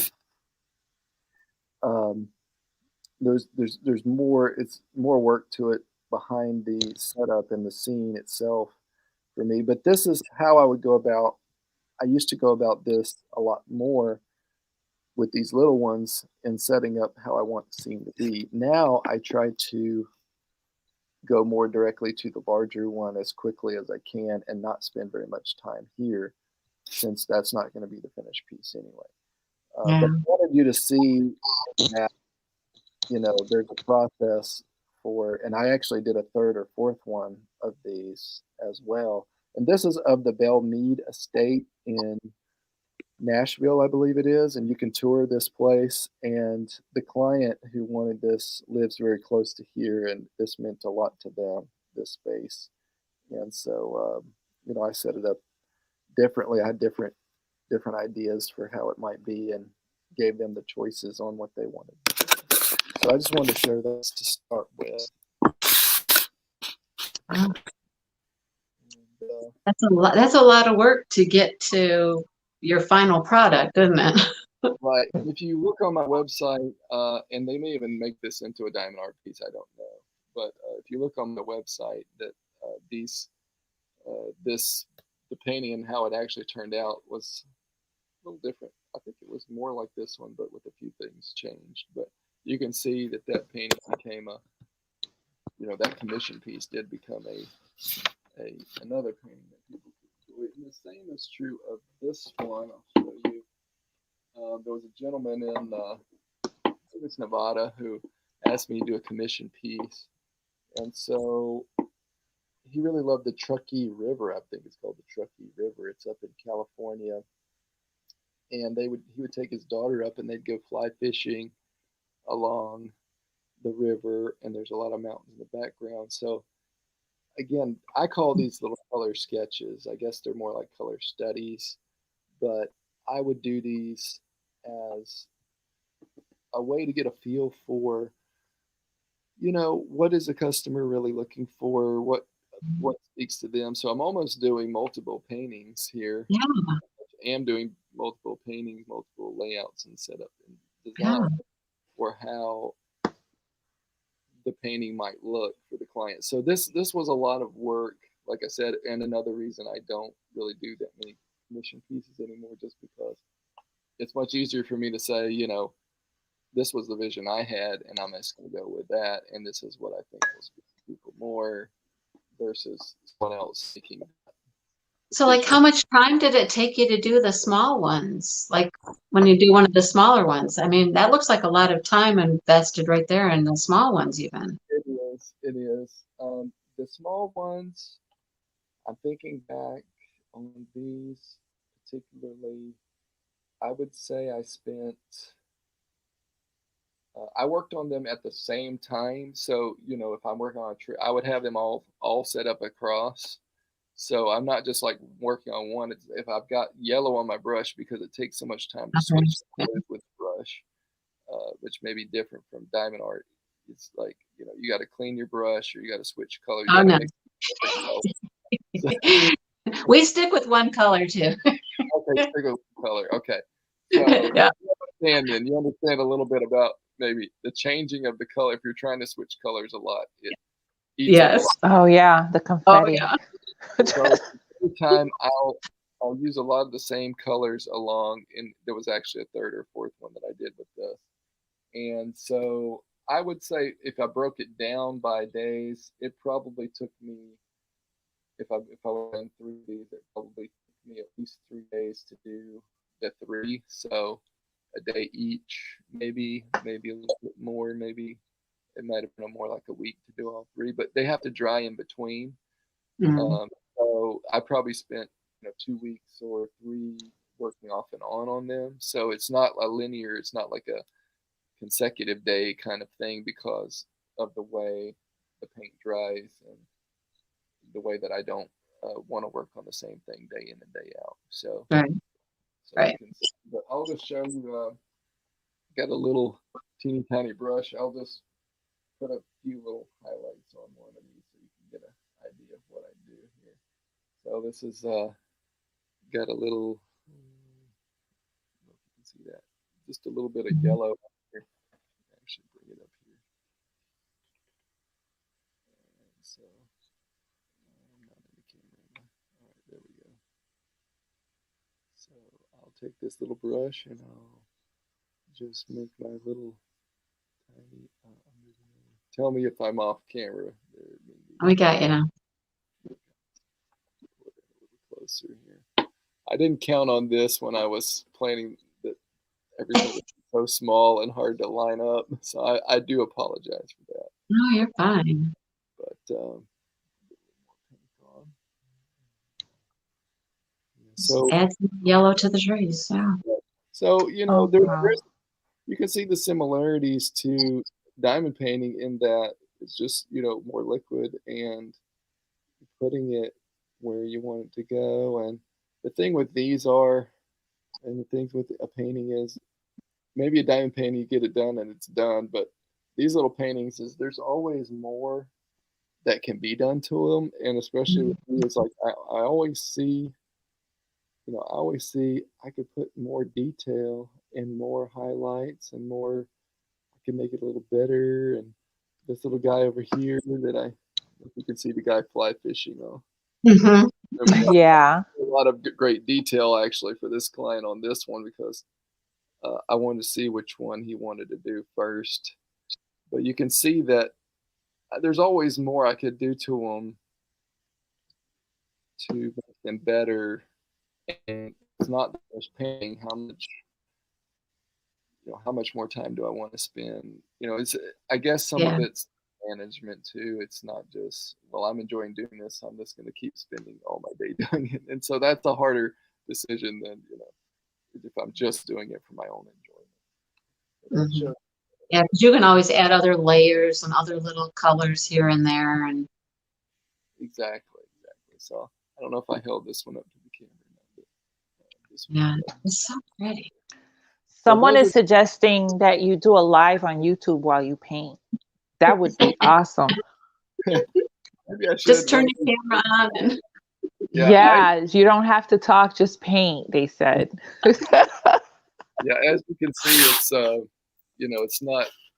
I guess maybe working with this computer, trying to get the stream right and the video right that makes it really see what I'm doing. Yeah. It's not, it's not something I'm used to, but I think part of the reason I don't do that as much or haven't gotten into it is just more process because I'm always working on, the next painting and, just I figure it's more like watching paint dry if I'm putting on, little, it's not. You think about Bob Ross, I used to really love to watch Bob Ross paint, and all of you guys did too. Yes. And Bob Ross has the opposite of me in the speed factor because he could paint a painting in what is it, 30 minutes, and I'm more like months to, many weeks to paint a painting because I'm painting every blade of grass. It feels like sometimes, and every leaf. It feels like sometimes, and so I guess. To me, it feels like who would want to watch the paint, a little tiny detail. There's like 233 people right now saying they would watch. They said YouTube will break. I have watched a couple artists that do that, and they'll just sometimes they do it like a time lapse, so it's going a little faster or whatnot, but you just watch them go through their process and paint or whatever, or draw, even if they draw. And it's pretty cool to just watch as it, progresses. And it's kind of neat. I probably shouldn't feel this way, but I guess over the years, I feel like, there's other great artists out there too. And don't always want to show them, oh, here's how I make this tree, or Oh, Oh no, don't feel that way. that's not, um, it's not because I don't want people to do great work, because I want them to, but I think it's, part of me is feeling like, I want to keep what I've learned to do, or how I've learned to do it, it's yours. It's yours. But I guess there's a part of me that wants to be able to share some things that I've learned too with people who are trying to learn as well. And so maybe there's something in both, and maybe that's not the reason people that most people probably wouldn't watch for that reason. I think it's maybe the few people who would maybe be looking at that for a different reason. But I probably shouldn't feel that way, I guess. Well, I can see that though. So I want to show you. I think last time you can maybe see the corner there in the background of the new one. But I wanted to show you. I think last time we were talking about y'all wanted to see something new, and I was working on this one. I was talking about it being based loosely on the Grand Tetons and that area of. oh yeah. And so I wanted to show you that painting and how it's come out, and it's pretty much done. There's always more I can do to it, and I'll put a few highlights and embellishments on it here for a few minutes. But I wanted to show you if I can get it. Oh my goodness. Oh my goodness. Wow, wow. Oh, that's gorgeous. Oh, you got sailboats in that one. Oh man. Sometimes I feel like, so the camera goes the opposite of the way I move the camera. Yeah. Right. Oh look. Oh, how cute. But oh, that's beautiful. Got a bird flying through there. It's so tranquil looking. It's just so peaceful looking. Flowers. All the pretty flowers. Wow. Wow. Wow. Oh my God. Oh, the butterfly. Oh my gosh. I've got that is what's so cool. You get that up close stuff like the flowers in the foreground. And you then find you something. The deer in there, and then you got the boats, and then you got boom in the background. Wow. That's amazing. You might be able to see there's a herd of elk I put way back there behind the sailboat. I don't know if yes. Oh yeah. Right. You got a mallard flying through there. Oh my goodness. I'm picturing springtime. It's getting, the winter's fading away. The ducks are saying it's time to come back. And does it have a name yet? This one I've been calling Spring Mountain Majesty. I love that. So, anyways, I pictured, and like my other paintings, there's a lot of imaginative elements to this that are not, oh my goodness, looking at the mountains. And again, this is not a true even reflection of what the Grand Tetons would look like if you were to take a photo of them. It's more my impression of them and the painting that I'm making, the way I wanted it to be. Over here, where I can see the birds that I did. Oh, you got a bunny. You got a little bunny there, and a bird. Oh my goodness. The flowers are amazing. There's a couple more birds. Wow. And then there's a boat there. Those are called Western Bluebirds. Oh my goodness. Georgia, they don't look quite like that. They got more like an orange chest. Yeah. Kind of bluebirds, but I tried to be true to the West a little bit. No, I don't always do that. There's always maybe some different plants and animals that are. And then look at the reflection. You got the reflection of the cabin in the water. Yeah. Yeah, so I'm trying to watch the camera going back. That's cool. See the reflection there. What do you have back there by the tree? Is there another animal there?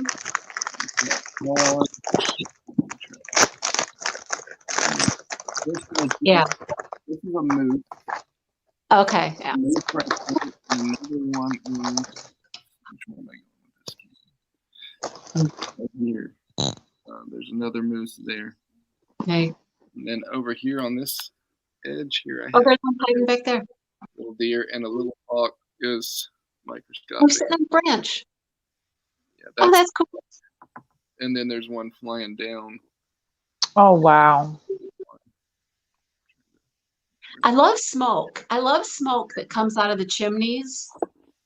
That always turns out so nicely, the little smoke that comes up when we diamond paint them. Like I'm doing that right now, actually, on the cabin on mine. And the little smoke, the smoke that's coming up, it looks perfect. Oh, well, I'm glad to hear that because I wasn't sure how the smoke would do with, the since the diamonds are so, has hard edges and the smoke is so soft. So I never know how that will turn out for you all. It really does come out. They It comes come out really nice. Yeah, Great. But, that is absolutely gorgeous. Wow. Wow. Oh my goodness. I could stare and stare at it. there's Look a at that sky. A flock of birds. flock of geese I put up here in the left Mhm. corner. And, I picture them coming back to say it's warm weather again. I'm a warm weather person.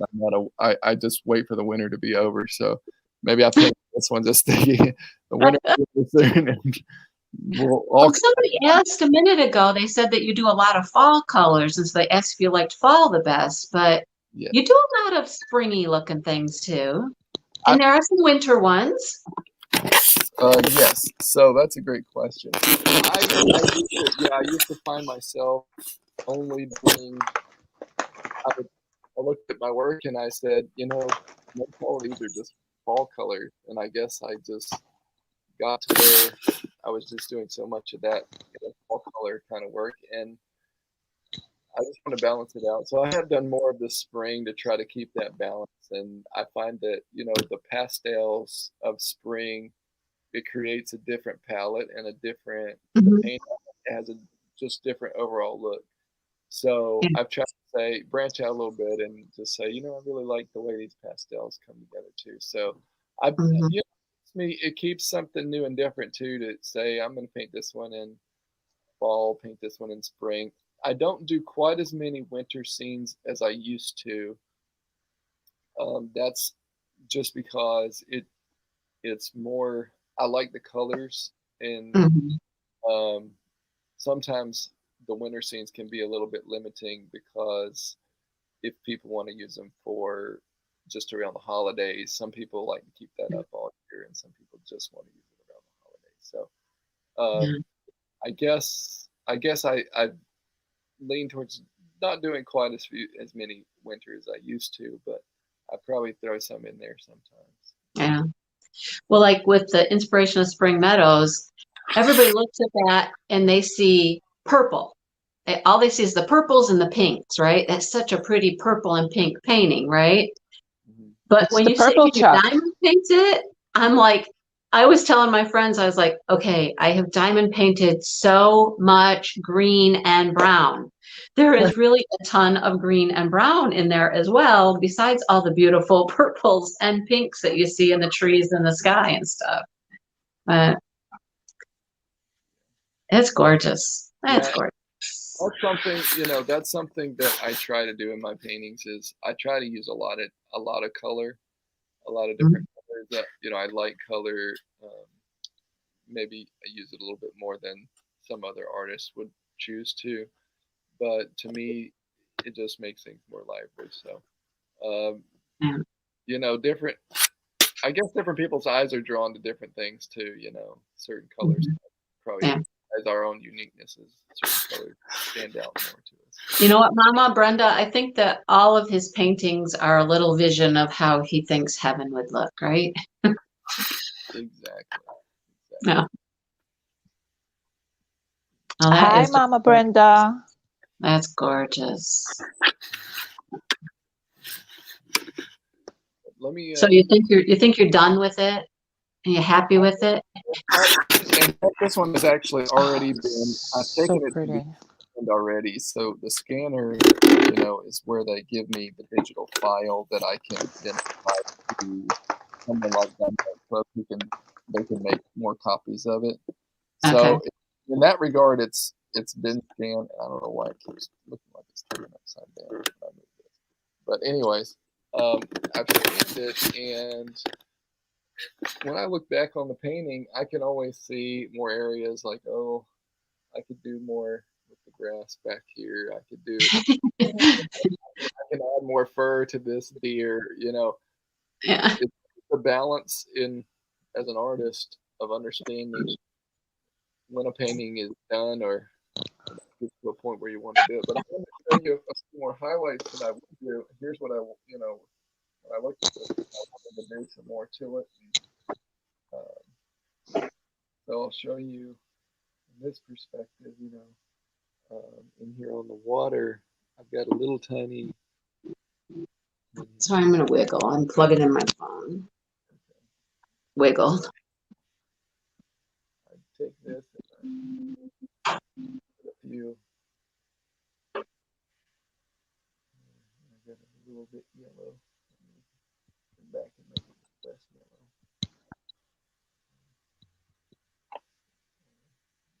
I gotta mix my pen over here a little bit. That's what I'm doing. This is so cool. I'm working on my painting at the same time Chuck is working on his. There you go. So yeah, maybe one of these all of you like I should have got out Inspiration of Spring Meadows, and I could have done a few highlights on that one to show you.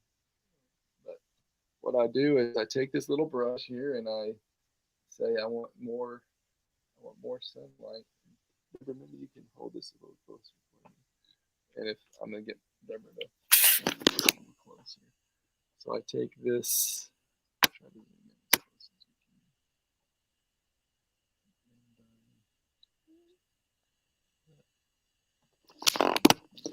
can. Right there. So I think I need to get a webcam is what I'm learning is. Yeah. And but I could zoom right over here, you know, but so I look at this and I say, I like the, you know, I like the reflection here. I like more ripples in the water. Yeah, a couple of ripples. Right. So this is what I do, and this is how I spend, you know, hours on end, you know, just refining and you know, sometimes I look at it, you know, I have to look at it small and I say, well, I like it small, but then if I step back 6 feet, I may not like what I did.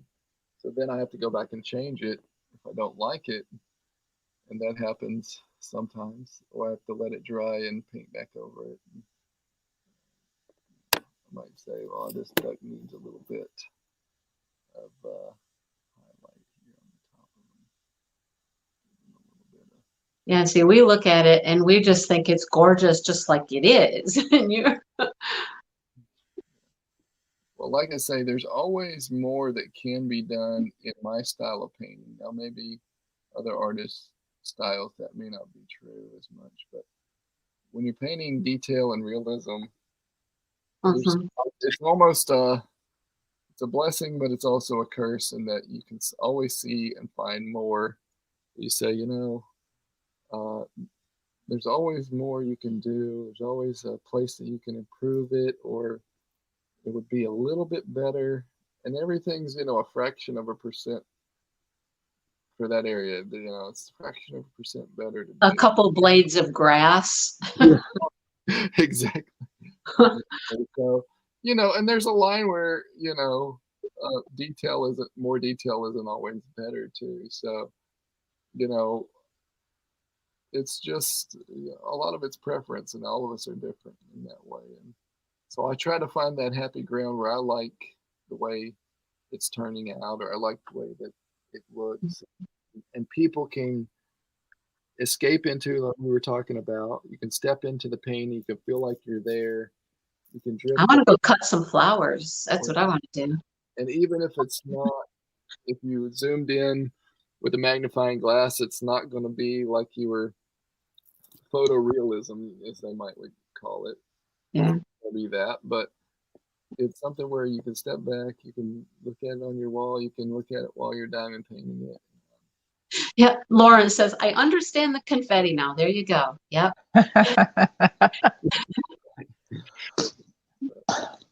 When we're putting in one of these blue ones and one of these yellow ones and one of those, it's because it was painted that way, right? Mm-hmm. Exactly. And I didn't realize that the difference. It's only recently that I realized with the confetti that that's something that, came out differently Mm-hmm. for how I paint in terms of the different colors that it charts, I guess, for you all in your diamond Yeah. paint. Is Well, that like the little pink flowers you have right there, right in front of your hand, those little pink flowers about will the probably be like 5 different colors Yeah. okay. in diamonds, at least. Okay, well that makes more sense to Yeah. understand that, because I use a lot of different colors. Even in you step back and it looks like, oh, that's just painting with one color. No, it's not. But it's not. There, Mm-mm.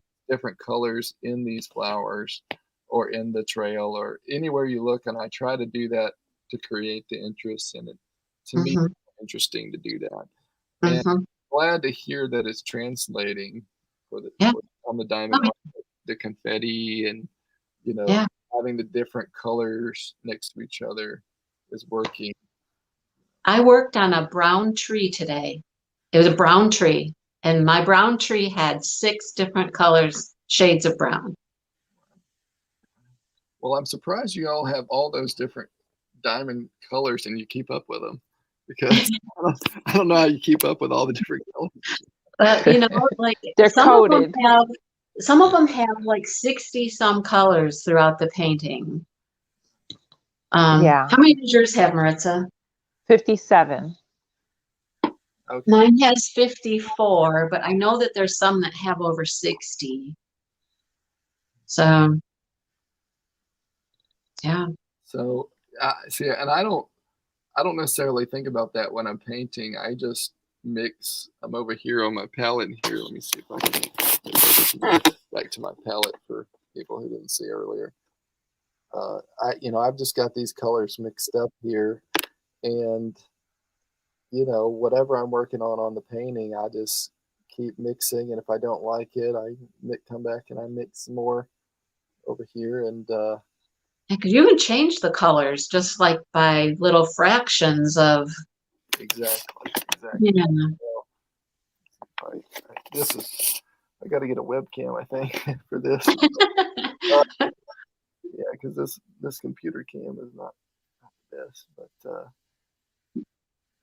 yeah. So what I did is I reached over here, I grab a little bit of this pink, and I put it here. So now I've got more of a pink for my water color that I like better, and I come back. So Add a little more. come back, and this is not as bright as a color. It may not show up for you all, but the color I'm using is a little more mauve, a little more pink with the ripples. So to me, I like that. I like that to give it a little contrast difference. So that's sort of what I do, and I'm making subtle changes to my color along the way. But, yeah, so this is, you all are seeing my process here. This is This is awesome. day in It's and cool. day in and day out. It's a lot of this, and it's relaxing and refreshing, and it's sometimes my back really hurts, and I get a callus here on my finger just from holding the brush against it. Yeah. Right there, it'll wear thin. So I've got this little. It's almost. It's like a little. You got like a little koozie, a little cushion. Yeah. So I'll set that like that is how I'll paint it, and it's just this brush, or this combination of. So I'm doing. You have a fantastic chair you like to sit in to do that? I really do. Yeah, Deborah can tell you that I've gone through different chairs over the years, and my complaining about my back every day has probably just got her to be like, just buy whatever chair you want to try. Yeah. Yeah. I can probably show you. I don't know if you can see it. Let's see.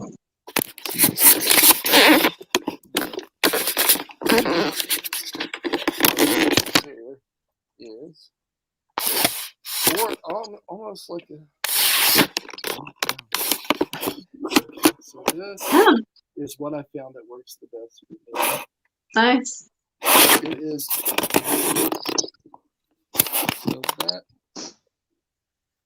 is almost like a shorter bar stool with a back, and it's a wood back, and it's kind of rounded, but it's got good padding on the seat, and you know, the back being made of wood and being solid, you're really, for me, I don't know why, but it just supports my back a lot better than a cushy, really cushy office chair would. You like a little more firmness, a little more support. Yeah, well, I can lean back in the back kind of. If you saw that, it swivels easy, but there's not rollers on the bottom. Like I said, it's almost like the bottom is like a barbershop type chair where it's good and it doesn't have any wheels, so it stays put. So I can push against it, so it helps on the back. So, yeah. I know diamond painters talk about their backs. Lots of people have their back hurts from leaning over all the time, and their hands might start to hurt from holding the pen all the time. Just similar to what you go through. Yeah, so maybe this trick will work. I forgot. There you go. I got these down. And I'll show you guys the package. Yeah, a little squishy on our fingers. So if you're holding something against this middle finger here, it really not getting a callus there. Yeah, I find that my hand will hurt more when I'm doing square ABs or square drills because I push more, I think. So I'm putting more pressure on my fingers, But these pens help a lot. When you get these specially hand-turned pens, they help a lot. They're a lot better than what they give you in the kits, which are very skinny. Yeah. So like this. These are what comes in the kits. But these feel a whole lot better. Yeah, that makes a lot of sense to me. Yeah. It's probably worth investing in something like that makes your hands better along the way if you're doing multiple ones of these. Different shapes to fit in your hands, different ways, and the way you grip them and things. A prairie scene with buffalo. I think we talked about that last time, like a Western kind of prairie or.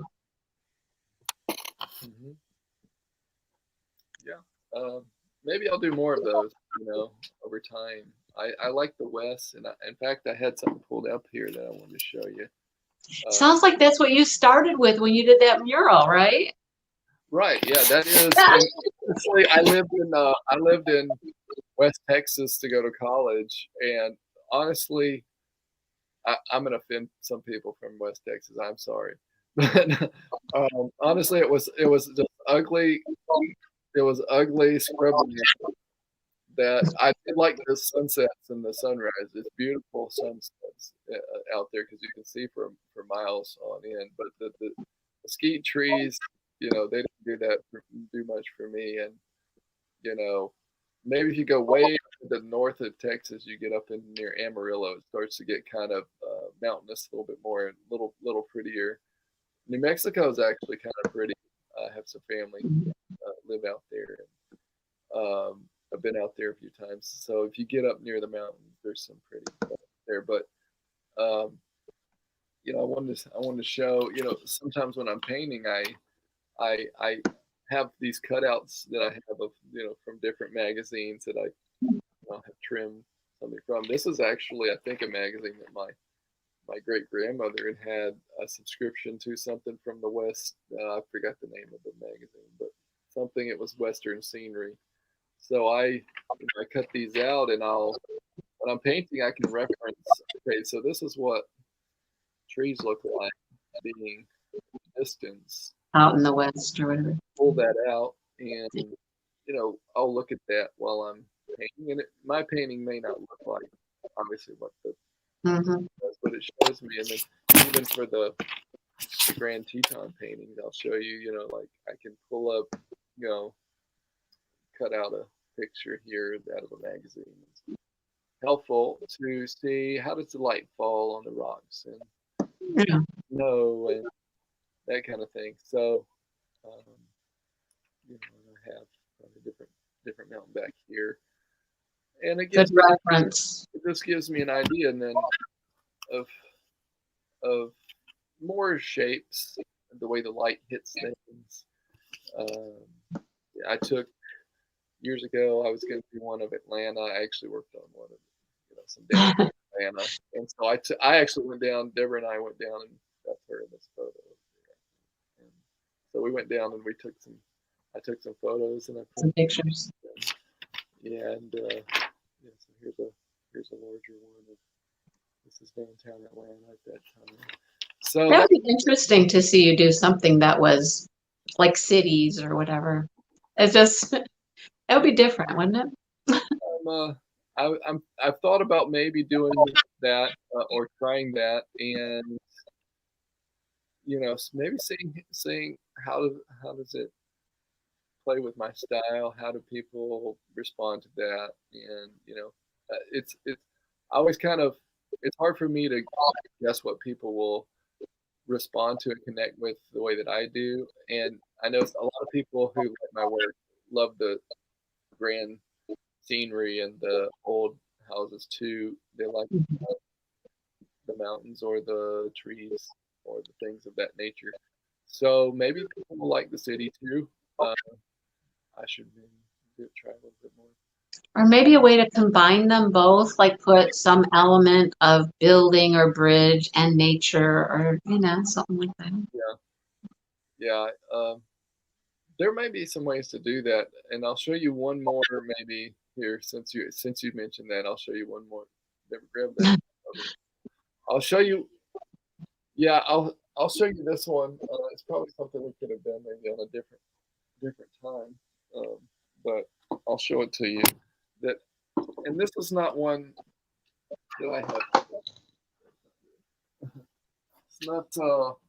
It's not one that I've been working on recently. It's more.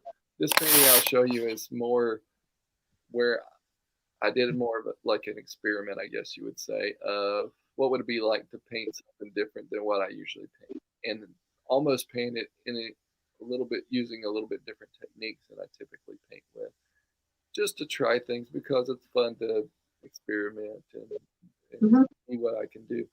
And so I tried this one. This is a Venice, Italy. Oh, look at that. So Oh, wow.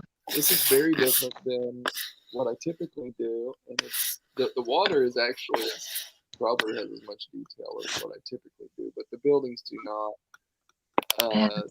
This is a 30 by 40 side, or 40 tall and 30 wide, so it's bigger than some of the other ones I was showing you.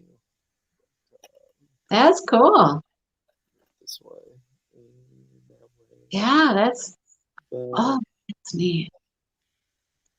So you still got a lot of the same elements there that you put in a lot of your paintings. You've got boats, you've got water, you've got plants, you've got greenery and flowers.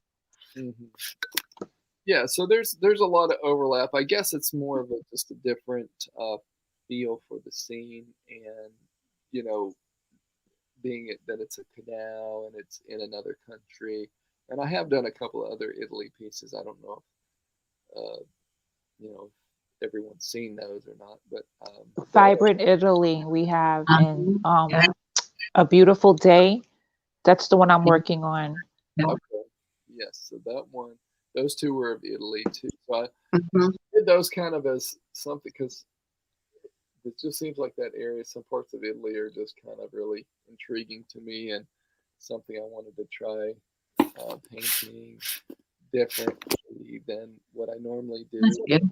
So some of everything is just seeing how does it go? How do I like it? How do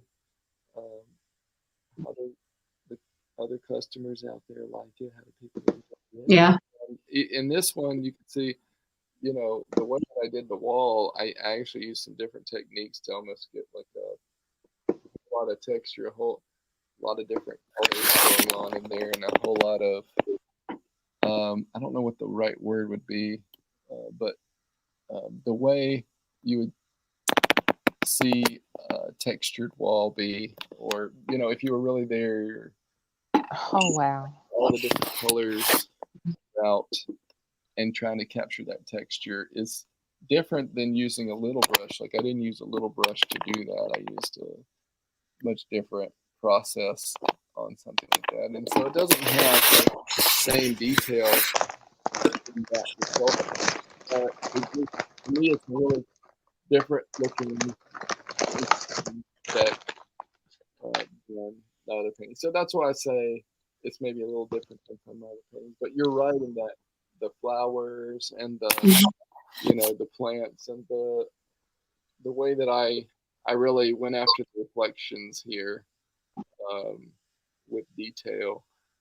It's hard for me to escape from that because I just love to do it, I guess. It's beautiful. It is beautiful, yeah. Maybe one time I'll finish it. I've never finished it.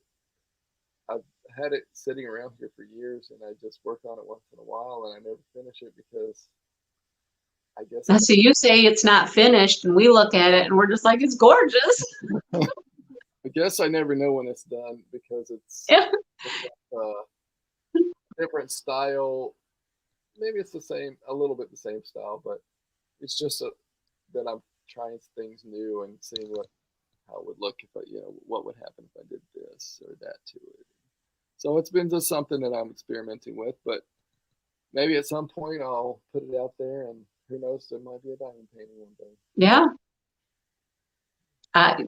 You should go for it. Oh, yes. Please finish that one. Yeah. Yeah. I love the green in the water. It's beautiful. What do the people in the chat say? You think he should finish it? Yeah, Yeah. what that would be a good question, is what do people want to see more of that I typically do? I think they like everything. What they've seen me do, and that's a question I always wonder from, you know, from your side of perspective, and what people would enjoy more of, because I don't want to spend my time painting things that people aren't going to enjoy, even though I might enjoy them. You know, at this point, it's just I want. Well, you're getting yes. I buy it. Yes. Well, people like different paintings for different reasons. Like you have some of the ones that are camping. It reminds them of a camping trip they did with their family, with their kids. And you have the beach ones, reminds them of their honeymoon. So it's different paintings, different scenes for different reasons. So a little bit of everything is what everybody likes. There's like not one thing that. Yeah. Well, and that's what it seems like over the years. It's been like fun to do different themes and different styles for me, or different, you know, different topics, whether it be the mountains or the, you know, a cabin, or whether it be, you know, something that's The beach. Or the beach, exactly, tropical. So early on, people told, you know, I talked to different kind of experts in the art field who told me, you know, you got to pick one thing and you just got to paint that thing over and over and over. Oh no. Yeah, and so I'm glad I didn't. I just couldn't stick with that because you know, or just paint tractors, or just paint barns, or just paint one thing. And to me, I see the beauty in all these different things, and I just didn't see that as fun or interesting to just one thing. So there's so much out there to see and to fall in love with. Yeah. So that's the way I kind of look at my portfolio in my library. Is like, well, it's kind of like taking a trip around, taking a trip to here, and I like a trip over there. And if it's cold outside, I paint tropical scenes, and if it's hot outside, I like to take time to paint a winter scene. You do it the opposite. You don't do it with the season. You do it on the opposing season. Yeah, whatever I'm ready for, and Honestly, you were talking about the fall colors. Autumn's my favorite time of the year, and I live in the South. I live in Georgia, but I'm from North Carolina, and the air is perfect.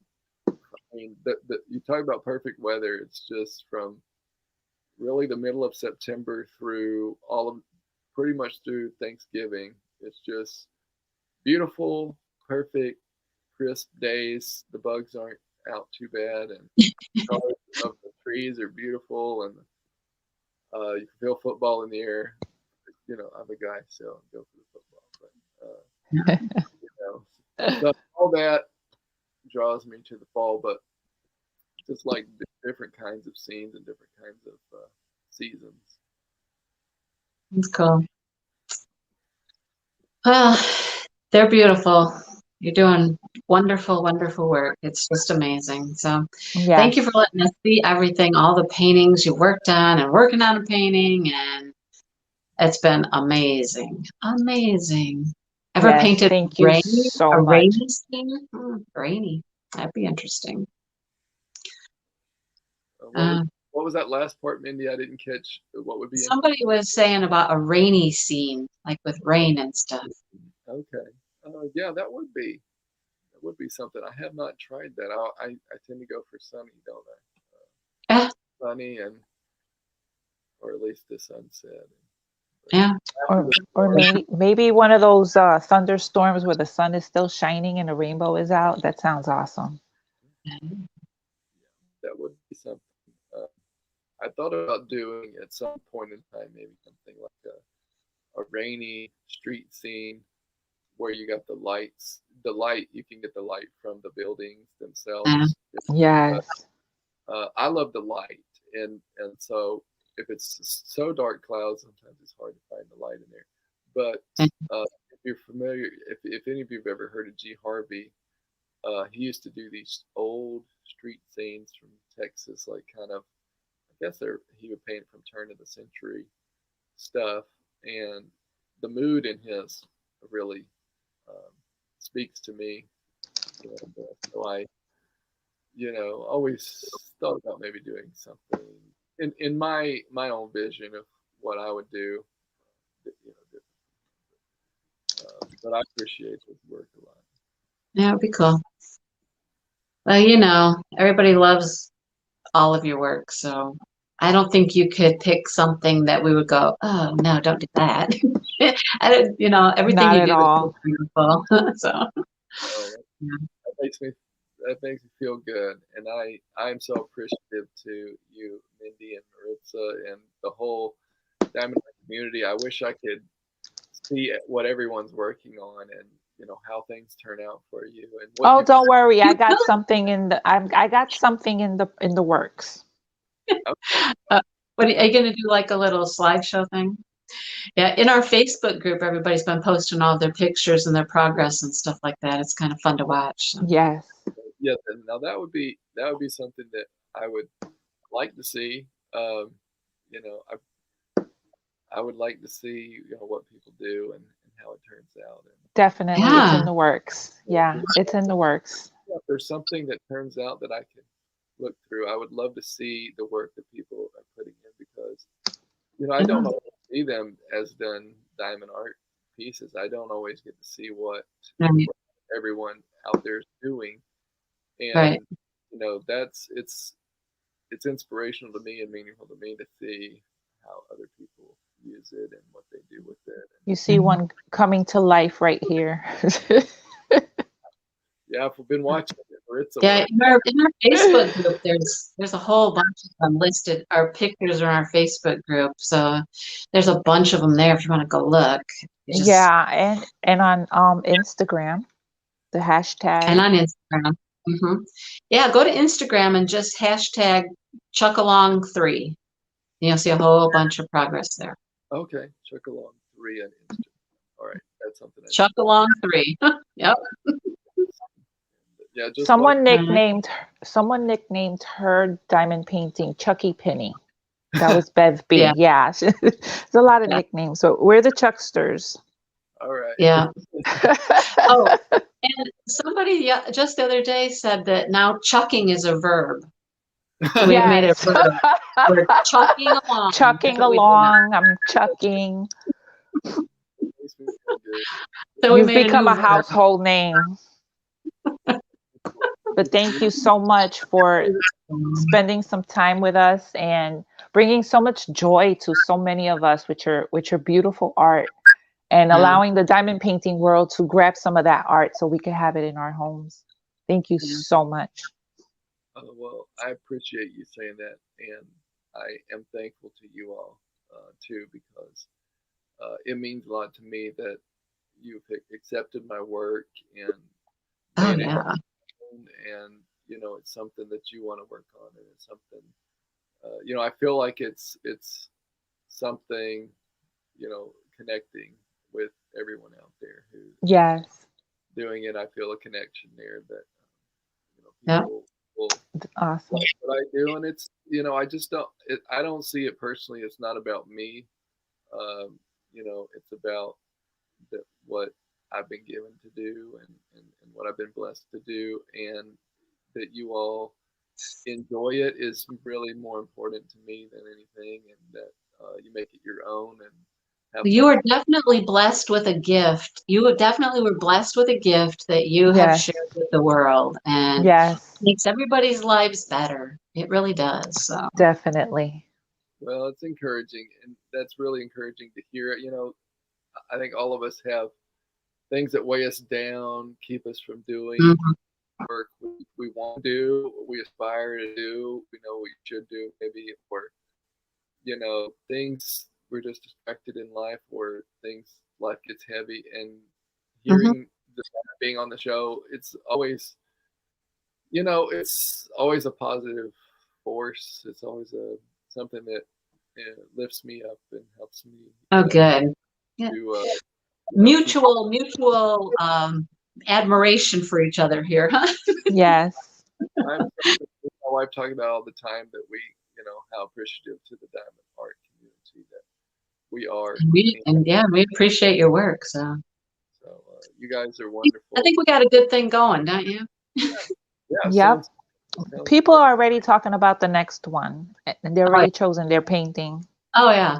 Mm-hmm. I'm Well, going to do this one. I'm going to do that one. Oh, so and if there's, Mindy, I would, if there's anything else that you all want to talk about, see, my life is, you can see that I'm holding a little brush here and working on things. But, I'm happy to come back. oh, Yes. we'd love to have you. Woo, yes. Oh, we'll have you. Yeah. Tell some stories or something. Well, Or show just you something think new. about September. It will be your favorite time of the year. It'll be fall. So All right. All right. Hopefully I'll be at the beach or something. Put that I don't have plans. that's like September can't come fast enough. Look at that. See, they're all ready. Yeah, this month flew by so fast, It and every did. time we end the chuck along, I get emotional. It's like saying bye to my It babies. is. It's like, is it over? Is it over? Yeah, it just flew, and I have so much work to do. I still have to finish calculating and collecting data, all the names and entries and stuff. So Not to will mention be- finishing our paintings. Can I, how do you decide who wins the gifts? What's Oh, so they post their pictures on our Facebook page. They post a start picture before they started their painting. Each week they can post a progress picture.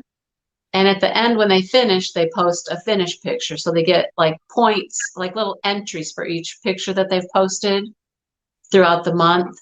And then Maritza does a nice spreadsheet, and all those things get tabulated with numbers and whatnot. And so then we just do a random number generator and pick the numbers. And if your number was 700, you win. So yeah, that's it's kind of fun.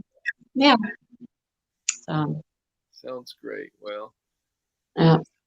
like I said before, I wish I could give something to everyone in this thing. Oh, You you do. already do. You You already do. do. Right, do. people? Mhm. Well, Yep. wonderful to hear. Every painting, every brush stroke that you have put on a canvas, that's your gift to all of us. Definitely. And this time that you have given us today, Yeah. forget it, it's Yeah. a gift. We've been looking Yeah. forward to this the whole month. Mm-hmm. Well, you guys make me feel so good about this. Yeah. Studio, I know, I was thinking, well, you guys, it's just a little studio here, but I'm glad that it's something that you all can see and see how I work, and People loved seeing it, loved seeing that. Yeah. Yes. You're painting here along with me, it feels like. So Yeah, that was cool.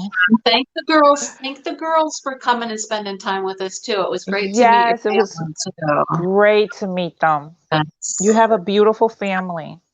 well, Yeah. thank you. They Yes. mean a lot to me. So You know, chatting with Deborah, is not the same as actually, hi, there she is, So it was fun. it would be nice if we could meet in person, but this is. I know. You're in Road Georgia, trip. and Michigan, Road and you're trip. in York. I know, right? I'll meet in the middle somewhere. We'll do like a diamond painting cruise type There you thing. go. That would be cool. What if they come to Atlanta, but you get down here and there's like you get out on the highway and there's about 8 lanes of traffic across there, and so Yeah. that's why, go to the country. Yeah. Well, I live in a slow kind of, laid back place. So. Yeah. Well, All right. Well, and I think I'm going to have to stop. My phone's going to die, and I got it plugged in, but it's telling me it's about to die. oh, I don't know. Well, thank you so much. It's been just a pleasure to have you and yeah, learn a this little was bit more. great. And see a little bit more of lunch with Chuck as a grand prize. There you go.